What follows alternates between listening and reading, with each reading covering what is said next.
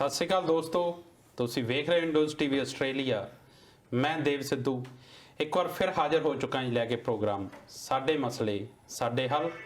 ਦੋਸਤੋ ਇੱਕ ਵਾਰ ਫਿਰ ਜੁੜ ਚੁੱਕੇ ਹਾਂ ਲਾਈਵ ਤੁਹਾਡੇ ਨਾਲ, ਕਰਾਂਗੇ ਕੁਝ ਕੁ ਅਹਿਮ ਮਸਲਿਆਂ ਤੇ ਗੱਲਬਾਤ।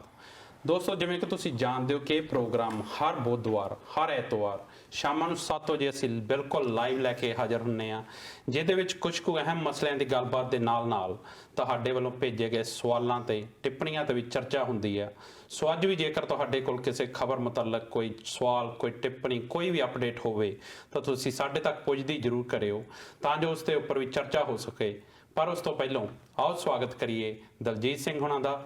ਦਲਜੀਤ ਜੀ ਪਿਆਰ ਭਰੀ ਸਤਿ ਸ਼੍ਰੀ ਅਕਾਲ ਤੇ ਨਿੱਘਾ ਸਵਾਗਤ ਜੀ ਪ੍ਰੋਗਰਾਮ। ਸਤਿ ਸ਼੍ਰੀ ਅਕਾਲ ਦੇਵ ਸਿੱਧੂ ਸਾਹਿਬ ਤੇ ਸਤਿ ਸ਼੍ਰੀ ਅਕਾਲ ਸਾਰੇ ਦਰਸ਼ਕਾਂ ਨੂੰ ਜਿਹੜੇ ਸਾਨੂੰ ਦੇਖ ਰਹੇ ਆ। ਤੇ ਆਸ ਕਰਦਾ ਤੁਸੀਂ ਤੰਦਰੁਸਤ ਹੋਵੋਗੇ, ਖੁਸ਼ ਹੋਵੋਗੇ ਤੇ ਵਧੀਆ ਜੀਵਨ ਬਤੀਤ ਕਰ ਰਹੇ ਹੋਵੋਗੇ। ਹੋਰ ਸੁਣਾਓ ਕੀ ਹਾਲ ਆ?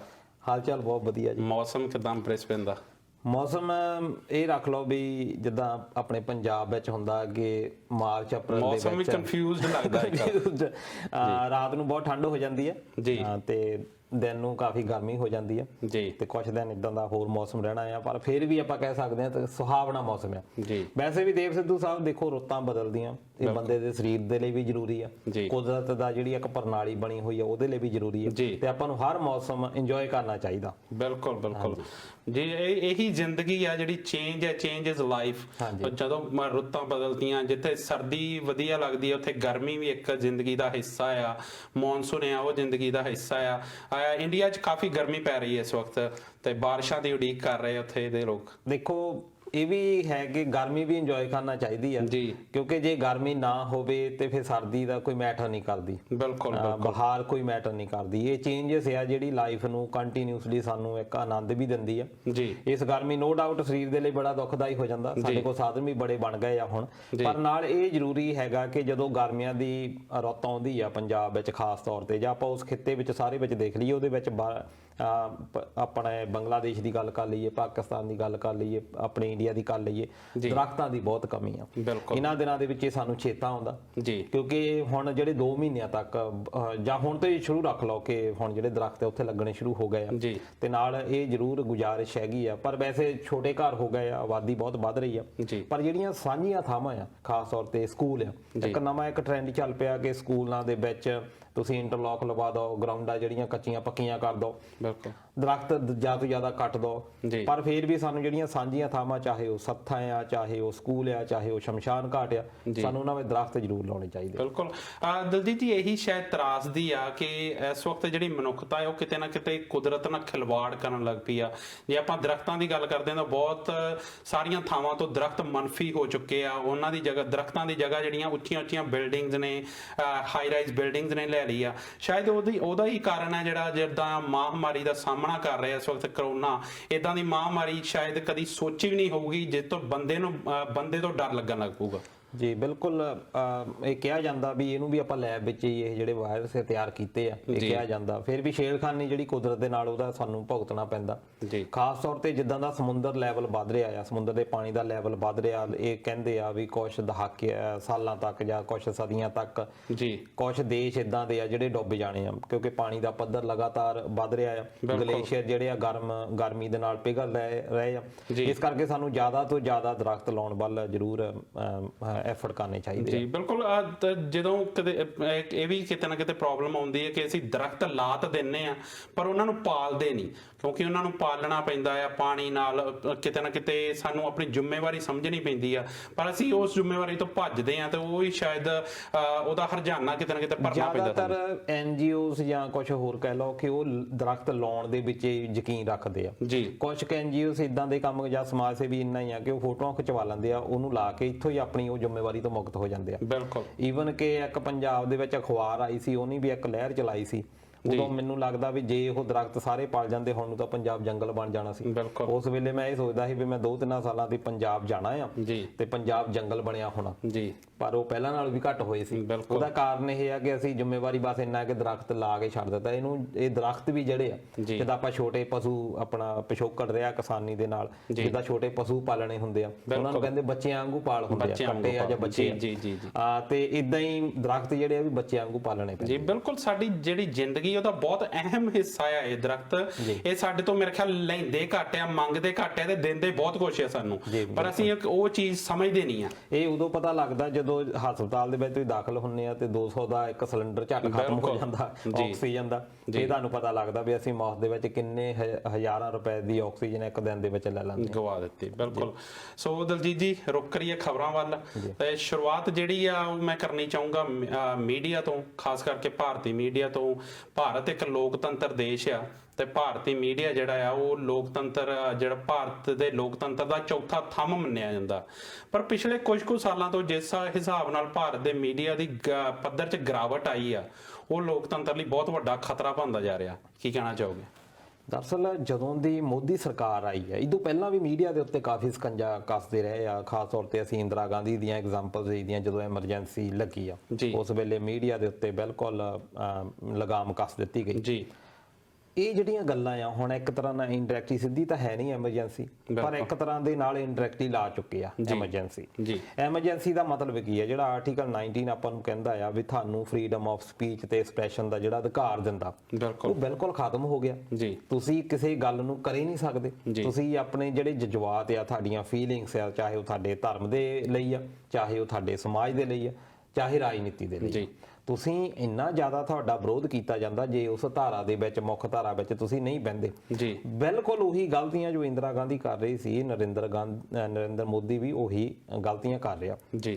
ਖਾਸ ਤੌਰ ਤੇ ਜਿਹੜਾ ਵਰਲਡ ਰਿਪੋਰਟਿੰਗ ਇੰਡੈਕਸ ਹੈਗਾ, ਉਹਦੀ ਜਿਹੜੀ ਨਿਊਜ਼ ਆਈ ਉਹਦੇ ਵਿੱਚ 2010 ਜਿਹੜੀ ਉਹ ਹਰ ਸਾਲ ਬਣਾਉਂਦੇ ਆ ਇੰਡੈਕਸ, ਉਹਦੇ ਵਿੱਚ 2010 ਦੇ ਵਿੱਚ ਭਾਰਤ ਦਾ ਸਥਾਨ ਰਿਪੋਰਟਿੰਗ ਦੇ ਵਿੱਚ 122ਵਾਂ ਆ ਜੀ।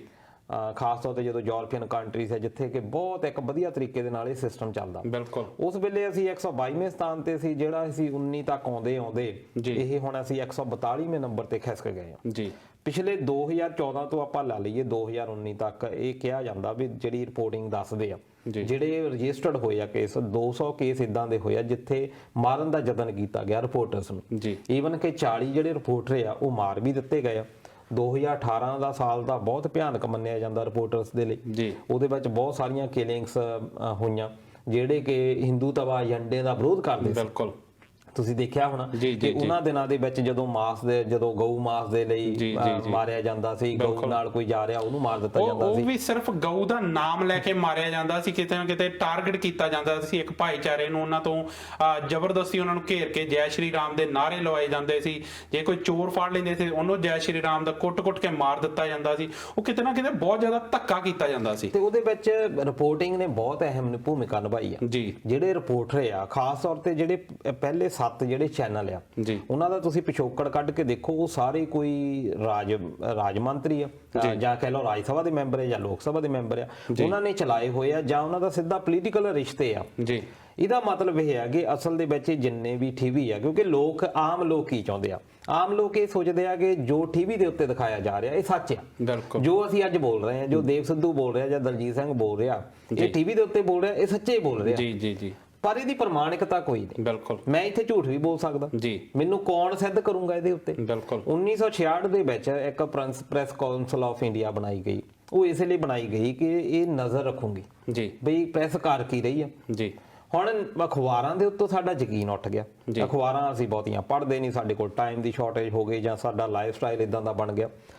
ਮੈਨੂੰ ਲੱਗਦਾ ਕਿ ਅਖਬਾਰਾਂ ਦੇ ਵਿੱਚ ਫੇਰ ਵੀ ਅਜੇ ਸੱਚਾਈ ਆ, ਉਹਦੇ ਵਿੱਚ ਅੱਜ ਵੀ ਅੰਕੜੇ ਪੇਸ਼ ਹੁੰਦੇ ਆ, ਪਰ ਸਾਡੇ ਲੋਕ ਅਖਬਾਰਾਂ ਤੋਂ ਬਿਲਕੁਲ ਹੀ ਮਨਫੀ ਹੋ ਗਏ। ਬਿਲਕੁਲ ਖਾਸ ਤੌਰ ਤੇ ਜਦੋਂ ਦਾ ਸੋਸ਼ਲ ਮੀਡੀਆ ਆਇਆ, ਸੋਸ਼ਲ ਮੀਡੀਆ ਦਾ ਫਾਇਦਾ ਵੀ ਬਹੁਤ ਹੋਇਆ ਕਿ ਇਹਦੇ ਉੱਤੇ ਕੋਈ ਪਹਿਲਾਂ 2 ਮਿਲੀਅਨ ਤੋਂ ਸਟਾਰਟ ਹੋਇਆ, ਇਸ ਵੇਲੇ 4 ਮਿਲੀਅਨ ਤੱਕ ਜਾ ਚੁੱਕੇ ਆ ਜਿਹੜੇ ਕਿ ਲਗਾਤਾਰ ਨਜ਼ਰ ਰੱਖਦੇ ਆ ਇਹਦੀਆਂ ਖਬਰਾਂ ਦੇ ਉੱਤੇ। ਪਰ ਫਿਰ ਵੀ ਜਿਹੜੇ ਚੈਨਲ ਆ ਇਹਨਾਂ ਨੇ ਬਹੁਤ ਜ਼ਿਆਦਾ ਤੋੜ ਮਰੋੜ ਕੀਤੀ ਆ ਜੀ। ਇੰਨੇ ਜ਼ਿਆਦਾ ਐਕਸਪ੍ਰੈਸ਼ਨ ਦੇ ਦਿੱਤੇ ਜਾਂਦੇ, ਤੱਥਾਂ ਦੇ ਬਿਲਕੁਲ ਨਜ਼ਦੀਕ ਨਹੀਂ ਹੁੰਦੀਆਂ, ਕਈ ਗੱਲਾਂ ਤਾਂ ਬਹੁਤ ਦੂਰ ਕੀਤੀਆਂ। ਤੁਸੀਂ ਇਦਾਂ ਦੇਖੋਗੇ ਚਾਈਨਾ ਦੇ ਨਾਲ ਆ ਲੜਾਈ, ਹੁਣ ਮੈਂ ਪਹਿਲੇ ਦਿਨ ਆਪਾਂ ਕਹਿ ਦਿੱਤਾ ਸੀ ਜਦੋਂ ਲੜਾਈ ਇਹ ਅਪ੍ਰੈਲ ਦੇ ਵਿੱਚ ਸ਼ੁਰੂ ਹੋਇਆ ਕੇਸ, ਉਦੋਂ ਹੀ ਆਪਣੀ ਗੱਲ ਇਸ ਪ੍ਰੋਗਰਾਮ ਦੇ ਵਿੱਚ ਹੋਈ ਸੀ ਕਿ ਇਹ ਲੜਾਈ ਨਹੀਂ ਹੋਣੀ। ਅਸਲ ਵਿੱਚ ਦੋਨੋਂ ਹੀ ਦੇਸ਼ ਜਿਹੜੇ ਆ ਉਹ ਸਿਰਫ ਇੱਕ ਡਰਾਵਾ ਦੇਣਗੇ, ਕਿਉਂਕਿ ਉਹਨਾਂ ਨੂੰ ਪਤਾ ਆ ਕਿ ਜੇ ਅਸੀਂ ਲੜਾਈ ਦੇ ਵਿੱਚ ਉਲਝ ਗਏ ਅਸੀਂ ਬਹੁਤ ਪਿੱਛੇ ਦਹਾਕਿਆਂ ਪਿੱਛੇ ਚਲੇ ਜਾਣਾ। ਬਿਲਕੁਲ। ਇਸ ਕਰਕੇ ਕਾਫੀ ਜਿਹੜਾ ਇਹਦੇ ਉੱਤੇ ਹਾਵਲ ਹੈ। ਪਰ ਮੇਰੇ ਖਿਆਲ ਬਹੁਤ ਸਾਰੇ ਨਿਊਜ਼ ਰੂਮ 'ਚ ਤਾਂ ਲੜਾਈ ਕਰਵਾ ਵੀ ਦਿੱਤੀ ਗਈ ਸੀ। ਕਰਵਾ ਇਦਾਂ ਦਿੱਤੀ ਗਈ ਕਿ ਉਹਨੂੰ ਮੁੱਦਾ ਹੀ ਬਣਾਤਾ ਕਿ ਨਰਿੰਦਰ ਮੋਦੀ ਸਾਹਿਬ ਇਦਾਂ ਕਰ ਰਹੇ ਆ। ਨਰਿੰਦਰ ਮੋਦੀ ਤਾਂ ਇਦਾਂ ਲੱਗਦੇ ਸੀ ਜਿੱਦਾਂ ਉੱਥੇ ਸਿੱਧੇ ਬਾਰਡਰ ਤੇ ਜਾ ਕੇ ਲੜਨ ਜਾ ਰਹੇ ਆ। ਉਹਨਾਂ ਨੂੰ ਐਸੇ ਕਿਉਂਕਿ ਇੱਕ ਹੋਰ ਦੇਖੋ ਤੁਸੀਂ ਮੀਡੀਆ ਜਦੋਂ ਕੋਈ ਗੱਲ ਹੁੰਦੀ ਆ, ਜਦੋਂ ਕਰੋਨਾ ਆਉਂਦਾ ਉਹਨਾਂ ਨੂੰ ਇੱਕ ਡਾਕਟਰ ਦੀ ਤਰ੍ਹਾਂ ਪੇਸ਼ ਕਰ ਦਿੱਤਾ ਜਾਂਦਾ, ਜਦੋਂ ਲੜਾਈ ਲੱਗਦੀ ਆ ਉਹਨਾਂ ਨੂੰ ਇੱਕ ਫੌਜੀ ਦੀ ਤਰ੍ਹਾਂ ਪੇਸ਼ ਕਰ ਦਿੱਤਾ ਦੀ ਤਰ੍ਹਾਂ ਜਾਂਦਾ। ਕੀਤਾ ਜਾਂਦਾ ਕਿਸੇ ਵੀ ਤਰੀਕੇ ਦੇ ਨਾਲ ਜੋਗ ਆ ਤਾਂ ਉਹਨੂੰ ਕਹਿੰਦੇ ਜੀ ਇਹ ਜੋਗੀ ਸੀ। ਬਿਲਕੁਲ। ਜਦੋਂ ਕੋਈ ਧਾਰਮਿਕ ਗੱਲ ਹੁੰਦੀ ਹੈ ਇਹਦਾ ਜੀ ਧਾਰਮਿਕ ਸੀ, ਹਿਮਾਲਿਆ ਦੇ ਵਿੱਚ ਭਗਤੀ ਬਹੁਤ ਕੀਤੀ ਹੈ। ਇਹ ਸੇਮ ਜਿਹੜੀਆਂ ਚੀਜ਼ਾਂ ਸੀ ਪਹਿਲਾਂ ਹੁੰਦੀਆਂ ਨਹੀਂ, ਖਾਸ ਤੌਰ ਤੇ ਮੈਂ ਨਾਂ ਲੈਣਾ ਚਾਹੁੰਦਾ ਅਰਨਬ ਗੋਸਵਾਮੀ ਵਰਗੇ ਬੰਦੇ। ਜੀ ਬਿਲਕੁਲ। ਇਹ ਤਾਂ ਬੰਦੇ ਜਦੋਂ ਤੁਸੀਂ ਮੈਨੂੰ ਇਹ ਨਹੀਂ ਸਮਝ ਲੱਗਦੀ ਕਿ ਲੋਕੀ ਇਹਨਾਂ ਦਾ ਪ੍ਰੋਗਰਾਮ ਕਿੱਦਾਂ ਦੇਖਦੇ ਆ। ਬਿਲਕੁਲ। ਇਹ ਆਪਣੇ ਮੇਰੇ ਖਿਆਲ ਜਦੋਂ ਇੱਕ ਆਪਣੀ ਸੀਟ ਤੇ ਬੈਠਦੇ ਉਹ ਐਜ਼ ਅ ਐਂਕਰ ਨਹੀਂ ਐਜ਼ ਅ ਜੱਜ ਬੈਠਦੇ ਆ। ਉਹ ਪਹਿਲਾਂ ਹੀ ਉਹ ਜਿਹੜਾ ਅਰਨਬ ਗੋਸਵਾਮੀ ਉਹ ਪਹਿਲਾਂ ਇੱਕ ਫੈਸਲਾ ਕਰਕੇ ਬੈਠਦਾ ਕਿ ਕਿਹੜਾ ਤੱਥ ਸਹੀ ਆ ਜਾਂ ਕਿਹੜਾ ਇਨਸਾਨ ਸਹੀ ਆ। ਉਹ ਮੇਰੇ ਖਿਆਲ ਜਿਹੜੇ ਉਹਨਾਂ ਦੇ ਕੋਲ ਆਉਂਦੇ ਆ ਉਹਨਾਂ ਨੂੰ ਬੋਲਣ ਵੀ ਨਹੀਂ ਦਿੱਤਾ ਜਾਂਦਾ ਉਹਦੇ ਸ਼ੋਅ 'ਚ। ਇਹ ਆਪੇ ਚਿੱਕੀ ਜਾਂਦਾ। ਜੀ। ਤੇ ਮੈਨੂੰ ਤਾਂ ਲੱਗਦਾ ਮੈਂ ਕੁਝ ਕੁ ਪਹਿਲਾਂ ਪ੍ਰੋਗਰਾਮ ਦੇਖੇ ਦੇ ਕਿ ਕੁਝ ਸਿੱਖਣ ਨੂੰ ਮਿਲੂਗਾ। ਮੈਨੂੰ ਲੱਗਦਾ ਕਿ ਰਵੀਸ਼ ਕੁਮਾਰ ਵਰਗੇ ਕੁਝ ਬੰਦੇ ਆ ਜਿਹੜੇ ਕਿ ਜਿਨ੍ਹਾਂ ਕਰਕੇ ਅਜੇ ਵੀ ਕੁਝ ਆਜ਼ਾਦੀ ਹੈ। ਪਰ ਜੇ ਅਸੀਂ ਦੇਖੀਏ ਰਵੀਸ਼ ਕੁਮਾਰ ਦੀ ਵੀ ਸੈਲਰੀ 2 ਕਰੋੜ 14 ਲੱਖ ਤੋਂ ਇੱਕ ਐਨੂਅਲ ਸ਼ੁਰੂ ਹੁੰਦੀ ਹੈ। ਉਹ 2 ਕਰੋੜ 40 ਲੱਖ ਤੱਕ ਪਹੁੰਚਦੀ ਆ। ਇਹ 3 ਕਰੋੜ ਤੋਂ ਸਾਰੇ ਉੱਪਰ ਸੈਲਰੀ ਜਿਹੜੀ ਆ ਲੈ ਰਹੇ ਆ। ਇਹ ਇੰਨੀਆਂ ਸੈਲਰੀਜ਼ ਵੱਧ ਗਈਆਂ। ਇਹ ਕਿਉਂ ਵੱਧ ਗਈਆਂ ਇੰਨੀਆਂ ਜ਼ਿਆਦਾ? 1977 ਦੇ ਵਿੱਚ ਜਿਹੜਾ ਇੰਡੀਅਨ ਐਕਸਪ੍ਰੈਸ ਦਾ ਐਡੀਟਰ ਇਨ ਚੀਫ ਸੀ ਪਹਿਲਾਂ, ਹੁਣ ਤਾਂ ਉਹਨੂੰ ਛੱਡ ਦਿੱਤਾ, ਤੇ ਉਹਨੇ ਕਿਹਾ ਵੀ 1977 ਦੇ ਵਿੱਚ ਗੁਪਤਾ ਸਾਹਿਬ ਸੀਗੇ ਤੇ ਮੇਰੀ ਕਹਿੰਦੇ ਤਨਖਾਹ 600 ਰੁਪਇਆ ਸੀ। ਉਹ ਕਹਿੰਦੇ ਵੀ ਜੇ ਮੈਂ ਉਸ ਹਿਸਾਬ ਦੇ ਨਾਲ ਦੇਖਾਂ ਵੀ ਹੁਣ ਮੇਰੀ ਤਨਖਾਹ ਉਸ ਹਿਸਾਬ ਦੇ ਨਾਲ 12,000 ਹੋਣੀ ਚਾਹੀਦੀ ਸੀ। ਬਿਲਕੁਲ। ਪਰ ਇਹਨਾਂ ਦੀ ਤਨਖਾਹ ਰਿਪੋਰਟਰਸ ਦੇਖ ਲਓ ਵੀ 3 ਕਰੋੜ ਤੋਂ ਉੱਪਰ ਹੈ। ਹਨਾ 3 ਕਰੋੜ ਐਨੂਅਲੀ ਲੈ ਰਹੇ ਆ। ਤੇ ਇਹਦਾ ਮਤਲਬ ਇਹ ਆ ਕਿ ਇਹਨਾਂ ਦੀ ਇੰਨੀ ਤਨਖਾਹ ਹੁਣ ਉਹ ਪੈਸੇ ਕਿੱਥੋਂ ਆਉਂਦੇ ਆ? ਬਿਲਕੁਲ। ਇਸ ਕਰਕੇ ਇਹਨਾਂ ਨੂੰ ਇਹ ਸਰਕਾਰਾਂ ਦੀ ਪੁੱਛ ਪੜਤਾਲ ਜ਼ਿਆਦਾ ਕਰਨੀ ਪੈਂਦੀ ਆ। ਜਿਹੜੀ ਵੀ ਸਰਕਾਰ ਆਉਂਦੀ ਆ ਉਹਨਾਂ ਦੇ ਹੱਕ ਦੇ ਵਿੱਚ। ਪਰ ਇਹ ਟ੍ਰੈਂਡ ਮਾੜਾ ਆ। ਈਵਨ ਕਿ ਜਿਹੜੀ 2013 ਦੇ ਵਿੱਚ ਵੀ ਜਿਹੜਾ ਕਮਿਸ਼ਨ ਆ ਇਲੈਕਸ਼ਨ ਕਮਿਸ਼ਨ ਆਫ ਇੰਡੀਆ, ਉਹਨਾਂ ਨੇ ਕਿਹਾ ਵੀ ਜਿਹੜੀਆਂ ਪੇਡ ਨਿਊਜ਼ ਬਹੁਤ ਹੋ ਗਈਆਂ। ਬਿਲਕੁਲ। ਉਹਨਾਂ ਨੇ 1400 ਕੇਸ ਇਦਾਂ ਦੇ ਕੱਢੇ ਤੇ ਲੋਕ ਸਭਾ ਦੇ ਵਿੱਚ ਉਹ ਆਪਣਾ ਏਜੰਡਾ ਵੀ ਪੇਸ਼ ਕੀਤਾ, ਆਪਣੀ ਰਿਪੋਰਟ ਪੇਸ਼ ਕੀਤੀ ਕਿ ਤੁਸੀਂ ਬਹੁਤ ਗਲਤ ਕਰ ਰਹੇ ਆ ਕਿ ਜਿਹੜੇ ਬੀਜੇਪੀ ਪਾਰਟੀ ਉਹਦੇ ਵੱਲੋਂ ਬਹੁਤ ਵੱਡਾ ਬਜਟ ਜਿਹੜਾ ਆ ਉਹ ਆਪਣਾ ਇਸੇ ਲਈ ਰੱਖਿਆ ਜਾਂਦਾ ਤਾਂ ਜੋ ਉਹ ਆਪਣੇ ਆਪ ਨੂੰ ਪਬਲਿਸ਼ ਕਰ ਸਕਣ, ਮੀਡੀਆ ਥਰੂ ਆਪਣੇ ਆਪ ਨੂੰ ਐਸਟੈਬਲਿਸ਼ ਕਰ ਸਕਣ। ਬਿਲਕੁਲ। ਉਹਨਾਂ ਨੇ ਉਹ ਜਿਹੜੀ ਰਿਪੋਰਟ ਦਿੱਤੀ ਉਹ ਚ ਕਿਹਾ ਕਿ 1400 ਜਿਹੜੀ ਇਦਾਂ ਦੀ ਨਿਊਜ਼ ਲੱਗੀ ਆ ਜਿਹੜੀ ਕਿ ਪੇਡ ਸੀ, ਜਿਹੜੀ ਪੈਸੇ ਦੇ ਕੇ ਲਵਾਈ ਗਈ ਸੀ ਕਿ ਆਹ ਬੰਦੇ ਨੇ ਆਹ ਕੰਮ ਕੀਤਾ ਆ। ਦੇਖੋ ਇੱਥੇ ਹੁਣ ਫਿਰ ਮੈਂ ਉੱਥੇ ਗੱਲ ਆਉਂਦਾ ਕਿ ਮੈਂ ਇੱਥੇ ਬੋਲ ਦਿੰਦਾ, ਮੈਨੂੰ ਕੋਈ ਬੰਦਾ ਪੈਸੇ ਦਿੰਦਾ ਵੀ ਸਾਡੇ ਹੱਕ ਦੇ ਵਿੱਚ ਗੱਲ ਬੋਲ ਦੇਵੇ। ਪਰ ਇਹ ਭੋਲੀ ਭਾਲੀ ਜਨਤਾ ਦੇ ਨਾਲ, ਜਿੱਦਾਂ ਤੁਸੀਂ ਗੱਲ ਕੀਤੀ ਕਿ ਲੋਕਤੰਤਰ ਦਾ ਚੌਥਾ ਥੰਮ ਆ, ਉਸ ਲੋਕਤੰਤਰ ਦੇ ਨਾਲ ਗਦਾਰੀ ਆ। ਅਸੀਂ ਆਪਣੇ ਪ੍ਰੋਫੈਸ਼ਨ ਦੇ ਪ੍ਰਤੀ ਇਮਾਨਦਾਰ ਨਹੀਂ। ਜੇ ਅੱਜ ਅਸੀਂ ਗੱਲ ਕਰਦੇ ਹਾਂ ਇਮਾਨਦਾਰੀ ਦੀ, ਤੇ ਅੱਜ ਜਿਹੜੇ ਲੋਕ ਇਮਾਨਦਾਰੀ ਦੇ ਨਾਲ ਕੰਮ ਕਰਦੇ ਆ, ਅੱਜ ਤੋਂ ਦਹਾਕਿਆਂ ਬਾਅਦ ਬਾਅਦ ਦੇ ਵਿੱਚ ਚਰਚਾ ਹੁੰਦੀ ਹੈ ਆਪਣੇ ਭੂਤਕਾਲ ਦੇ ਉੱਤੇ ਵੀ, ਵਰਤਮਾਨ ਦੇ ਉੱਤੇ ਵੀ, ਭਵਿੱਖ ਕਾਲ ਦੇ ਉੱਤੇ ਵੀ। ਜਦੋਂ ਗੱਲਬਾਤ ਹੁੰਦੀ ਆ ਉਸ ਵੇਲੇ ਜਿਹੜੇ ਮਾੜੇ ਆਨਸਰ ਆ ਉਹਨਾਂ ਦੇ ਇੱਕ ਕਲੰਕ ਲੱਗ ਜਾਂਦਾ। ਉਹ ਜਿਹੜਾ ਕਲੰਕ ਆ ਵੀ ਸਾਰੀ ਉਮਰਾਂ ਤੱਕ ਨਹੀਂ ਰਹਿੰਦਾ। ਇਹ ਲੋਕ ਵਰਤਮਾਨ ਦੇ ਵਿੱਚ ਜੀਂਦੇ ਆ। ਇਹਨਾਂ ਨੂੰ ਇਹ ਲੱਗਦਾ ਆ ਕਿ ਅੱਜ ਅਰਨਬ ਗੋਸਵਾਮੀ ਵਰਗੇ ਜਿਹੜੇ ਬੰਦੇ ਆ ਕਿ ਅੱਜ ਸਾਡੇ ਕੋਲ ਇੰਨਾ ਪੈਸਾ ਆ, ਲੋਕੀ ਸਾਡੇ ਪ੍ਰੋਗਰਾਮ ਬਹੁਤ ਦੇਖਦੇ ਆ, ਸਾਡੀਆਂ ਸਰਕਾਰਾਂ ਦੇ ਨਾਲ ਬਹੁਤ ਵਧੀਆ ਤਾਲੁਕਾਤ ਆ। ਪਰ ਜਦੋਂ ਇਹਨਾਂ ਦਾ ਜਦੋਂ ਲਾਸਟ ਡੇਜ਼ ਆਉਣੇ ਆ ਉਸ ਵੇਲੇ ਇਹਨਾਂ ਨੂੰ ਰੀਅਲਾਈਜ਼ ਹੋਣਾ, ਪਰ ਤਦ ਤੱਕ ਇਹਨਾਂ ਨੇ ਟੂ ਲੇਟ ਹੋ ਜਾਣਾ। ਅੱਜ ਤੁਸੀਂ ਕੱਢ ਕੇ ਦੇਖੋ ਕਿ ਅੱਜ ਤੱਕ ਲਾ ਲਓ, ਚਾਹੇ ਐਨਡੀਟੀਵੀ ਦੀ ਵੀ ਤੁਸੀਂ ਗੱਲ ਲਾ ਲਓ, ਭਾਵੇਂ ਕੋਈ ਕੁਛ ਅਪਵਾਦ ਹੈਗੇ ਆ, ਉਹਨਾਂ ਦੇ ਵਿੱਚ ਸਾਰਿਆਂ ਦੇ ਉੱਤੇ ਹੀ ਕੇਸ ਪਏ ਹੋਏ ਆ ਬਲੈਕਮੇਲਿੰਗ ਦੇ, ਬਲੈਕ ਮਨੀ ਦੇ, ਫਰਾਡ ਦੇ, ਈਵਨ ਕਿ ਚਾਈਲਡ ਐਕਸਪਲੋਇਟੇਸ਼ਨ ਦੇ ਬਹੁਤ ਸਾਰੇ ਕੇਸ ਜਿਹੜੇ ਆ ਪੈ ਚੁੱਕੇ ਆ। ਤੇ ਇਸ ਕਰਕੇ ਬਹੁਤ ਜ਼ਿਆਦਾ ਹਾਲਾਤ ਮਾੜੇ ਹੋਏ ਆ ਤੇ ਸਾਨੂੰ ਇਹਨਾਂ ਗੱਲਾਂ ਦੇ ਉੱਤੇ ਬੜੀ ਭਾਵੁਕਤਾ ਦੇ ਨਾਲ ਤੇ ਗੰਭੀਰਤਾ ਦੇ ਨਾਲ ਚਿੰਤਨ ਕਰਨਾ ਬਣਦਾ। ਬਿਲਕੁਲ। ਮੈਂ ਦੋਸਤਾਂ ਨੂੰ ਵੀ ਚਾਹੂੰਗਾ ਕਿ ਅੱਗੇ ਜਾਣ ਤੋਂ ਪਹਿਲਾਂ ਦੋਸਤੋ ਤੁਸੀਂ ਵੀ ਆਪਣੀਆਂ ਟਿੱਪਣੀਆਂ ਹੈ ਉਹ ਸਾਡੇ ਤੱਕ ਪਹੁੰਚਦੀਆਂ ਜ਼ਰੂਰ ਕਰੋ। ਤੁਸੀਂ ਵੀ ਸਾਰੇ ਇਸ ਚੀਜ਼ ਤੋਂ, ਜਿੱਦਾਂ ਅਸੀਂ ਮੀਡੀਆ ਤੇ ਗੱਲ ਕਰ ਰਹੇ ਹਾਂ, ਤੁਸੀਂ ਵੀ ਇਹ ਤੋਂ ਬਾਖੂਬੀ ਜਾਣੂ ਹੋ ਕਿ ਜੋ ਇਹਨਾਂ ਦਿਨਾਂ ਦੇ ਵਿੱਚ ਮੀਡੀਆ ਦਾ ਰੋਲ ਆ ਉਹਨੂੰ ਤੁਸੀਂ ਕਿਸ ਤਰੀਕੇ ਵੇਖਦੇ ਹੋ, ਕਿੱਦਾਂ ਦੇਖਦੇ ਹੋ, ਕਿ ਕਿੱਦਾਂ ਕੰਮ ਕਰ ਰਿਹਾ ਭਾਰਤ ਦੇ ਵਿੱਚ, ਉਹਦੇ ਉੱਤੇ ਟਿੱਪਣੀਆਂ ਸਾਡੇ ਤੱਕ ਪੁੱਜਦੀਆਂ ਜ਼ਰੂਰ ਕਰੋ।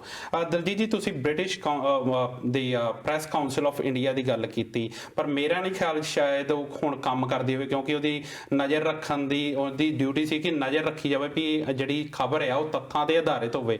ਪਰ ਜਿਸ ਹਿਸਾਬ ਨਾਲ ਅੱਜ ਕੱਲ੍ਹ ਖਬਰਾਂ ਰਿਲੇ ਕੀਤੀਆਂ ਜਾਂਦੀਆਂ, ਮੇਰੇ ਸਾਰੇ ਜਿਹੜੇ ਆਪਣੇ ਸਾਰੇ ਦੋਸਤਾਂ ਨੂੰ ਮੇਰੇ ਖਿਆਲ ਯਾਦ ਹੋਣਾ ਡੀਮੋਨੇਟਾਈਜੇਸ਼ਨ ਜਦੋਂ ਹੋਈ ਸੀ, ਤਾਂ ਉਹ ਇੱਕ ਬਹੁਤ ਹੀ ਸਰਕਾਰ ਦਾ ਫੇਲਡ ਸਟੈਪ ਸਾਬਿਤ ਹੋਇਆ, ਕਿਉਂਕਿ ਬਹੁਤ ਸਾਰੇ ਲੋਕਾਂ ਨੇ ਆਪਣੀਆਂ ਜਾਨਾਂ ਗਵਾਈਆਂ ਸੀ, ਬਹੁਤ ਸਾਰੇ ਖੁਦਕੁਸ਼ੀਆਂ ਕਰ ਗਏ ਸੀ। ਪਰ ਜਦੋਂ ਜਿਹੜੇ ਬਹੁਤ ਉਹਨਾਂ ਦਿਨਾਂ ਦੇ ਵਿੱਚ ਮੀਡੀਆ ਦਾ ਬਹੁਤ ਵੱਡਾ ਜ਼ੋਰ ਇਸ ਗੱਲ ਤੇ ਲੱਗਾ ਸੀ ਕਿ ਇਹਨੂੰ ਇੱਕ ਰੈਵੋਲੂਸ਼ਨਰੀ ਸਟੈਪ ਸਾਬਿਤ ਕੀਤਾ ਜਾਵੇ ਸਰਕਾਰ ਦੇ ਇਸ ਸਟੈਪ ਨੂੰ। ਤੁਹਾਨੂੰ ਯਾਦ ਹੋਣਾ ਕਿ ਕਈ ਚੈਨਲਾਂ ਵੱਲੋਂ ਇਦਾਂ ਦੀਆਂ ਖਬਰਾਂ ਰਿਲੇ ਕੀਤੀਆਂ ਗਈਆਂ ਕਿ ਜਿਹੜੇ ਆਉਣ ਵਾਲੇ ਨੋਟ ਆ ਉਹਨਾਂ ਵਿੱਚ ਚਿੱਪਾਂ ਲੱਗੀਆਂ ਹੋਇਆ ਕਰੂਗੀਆਂ, ਜੇ ਜ਼ਮੀਨ ਦੇ ਥੱਲੇ ਵੀ ਜੇ ਨੱਪੇ ਹੋਣ ਤਾਂ ਸਿਗਨਲ ਦਿਆ ਕਰੂੰਗੀ, ਜੋ ਕਿ ਤੱਥਾਂ ਤੋਂ ਬਹੁਤ ਜ਼ਿਆਦਾ ਦੂਰ ਸੀ। ਸੋ ਮੇਰੇ ਖਿਆਲ ਇਹ ਜਿਹੜੀ ਖਬਰ ਕਰਨ ਤੋਂ ਪਹਿਲਾਂ ਤੱਥਾਂ ਨੂੰ ਬਿਲਕੁਲ ਘੋਖ ਪੜਤਾਲ ਨਹੀਂ ਕਰਦੇ ਉਹਦੀ। ਡੋਨਾਲਡ ਟਰੰਪ ਦੀ ਆਪਾਂ ਗੱਲ ਕਰ ਲਈਏ, ਪ੍ਰੈਜ਼ੀਡੈਂਟ ਆਫ ਅਮਰੀਕਾ ਜੀ, ਉਹਦਾ ਇੱਕੋ ਇੱਕ ਨਿਸ਼ਾਨਾ ਹੈ ਕਿ ਮੈਂ ਨੋਬਲ ਪ੍ਰਾਈਜ਼ ਲੈਣਾ ਜੀ, ਕਿ ਜਦੋਂ ਵੀ ਮੈਂ ਇਦਾਂ ਦੇ ਕੋਈ ਕੰਮ ਕਰਕੇ ਜਾਵਾਂ ਮੈਨੂੰ ਨੋਬਲ ਪ੍ਰਾਈਜ਼ ਦੇ ਦਿੱਤਾ ਜਾਵੇ। ਈਵਨ ਕਿ ਉਹ ਆਪਣੇ ਮੂੰਹੋਂ ਕਹਿ ਚੁੱਕੇ ਆ ਕਿ ਮੈਨੂੰ ਕਿਉਂ ਨਹੀਂ ਦਿੰਦੇ ਤੁਸੀਂ ਨੋਬਲ ਪ੍ਰਾਈਜ਼। ਇਹੋ ਜਿਹਾ ਮੇਨ ਨਿਸ਼ਾਨਾ ਨਰਿੰਦਰ ਮੋਦੀ ਹੋਣਾ ਦਾ ਆ ਜੀ। ਨਰਿੰਦਰ ਮੋਦੀ ਵੀ ਕਿਉਂਕਿ ਇੱਕ ਦੇਵਤੇ ਦੀ ਤਰ੍ਹਾਂ ਪ੍ਰੈਜ਼ੈਂਟ ਕੀਤਾ ਗਿਆ। ਬਿਲਕੁਲ। ਜਿਹੜਾ ਡੀਮੋਨੇਟੇਸ਼ਨ ਹੋਇਆ ਵੀ ਆ ਉਹਦੇ ਵਿੱਚ ਇਹ ਹੋਇਆ ਕਿ ਨੋਟਬੰਦੀ ਜੀ, ਉਹਦੇ ਵਿੱਚ ਇਹ ਹੋਇਆ ਕਿ ਤੁਸੀਂ ਮੈਂ ਜੋ ਕੀਤਾ ਇਹਦੇ ਨਾਲ ਪਤਾ ਨਹੀਂ ਕਿੱਡਾ ਕੁ ਰੀਫਾਰਮ ਹੋ ਜਾਣਾ, ਭਾਵੇਂ ਕਿ ਪਹਿਲਾਂ ਇੰਦਰਾ ਗਾਂਧੀ ਦੁਆਰਾ ਵੀ ਕੀਤੀ ਗਈ ਹੈ। Even the problem of rupees ਦੇ ਵਿੱਚ ਡਾਕਟਰ ਅੰਬੇਡਕਰ ਸਾਹਿਬ ਉਹਨਾਂ ਨੇ ਮੈਂਸ਼ਨ ਕੀਤਾ ਹੈ ਇਸ ਗੱਲ ਦੇ ਬਾਰੇ। ਪਰ ਇਹਦੀਆਂ ਕੁਝ ਇੱਕ ਪੜਾਅਵਾਰ ਕੁਝ ਪ੍ਰੋਸੀਜਰਸ ਹੈਗੇ ਆ ਜਿਨ੍ਹਾਂ ਨੂੰ ਫੋਲੋ ਨਹੀਂ ਕੀਤਾ ਗਿਆ ਜਾਂ ਉਹਦੀ ਤਿਆਰੀ ਨਹੀਂ ਪੂਰੀ ਕੀਤੀ ਗਈ।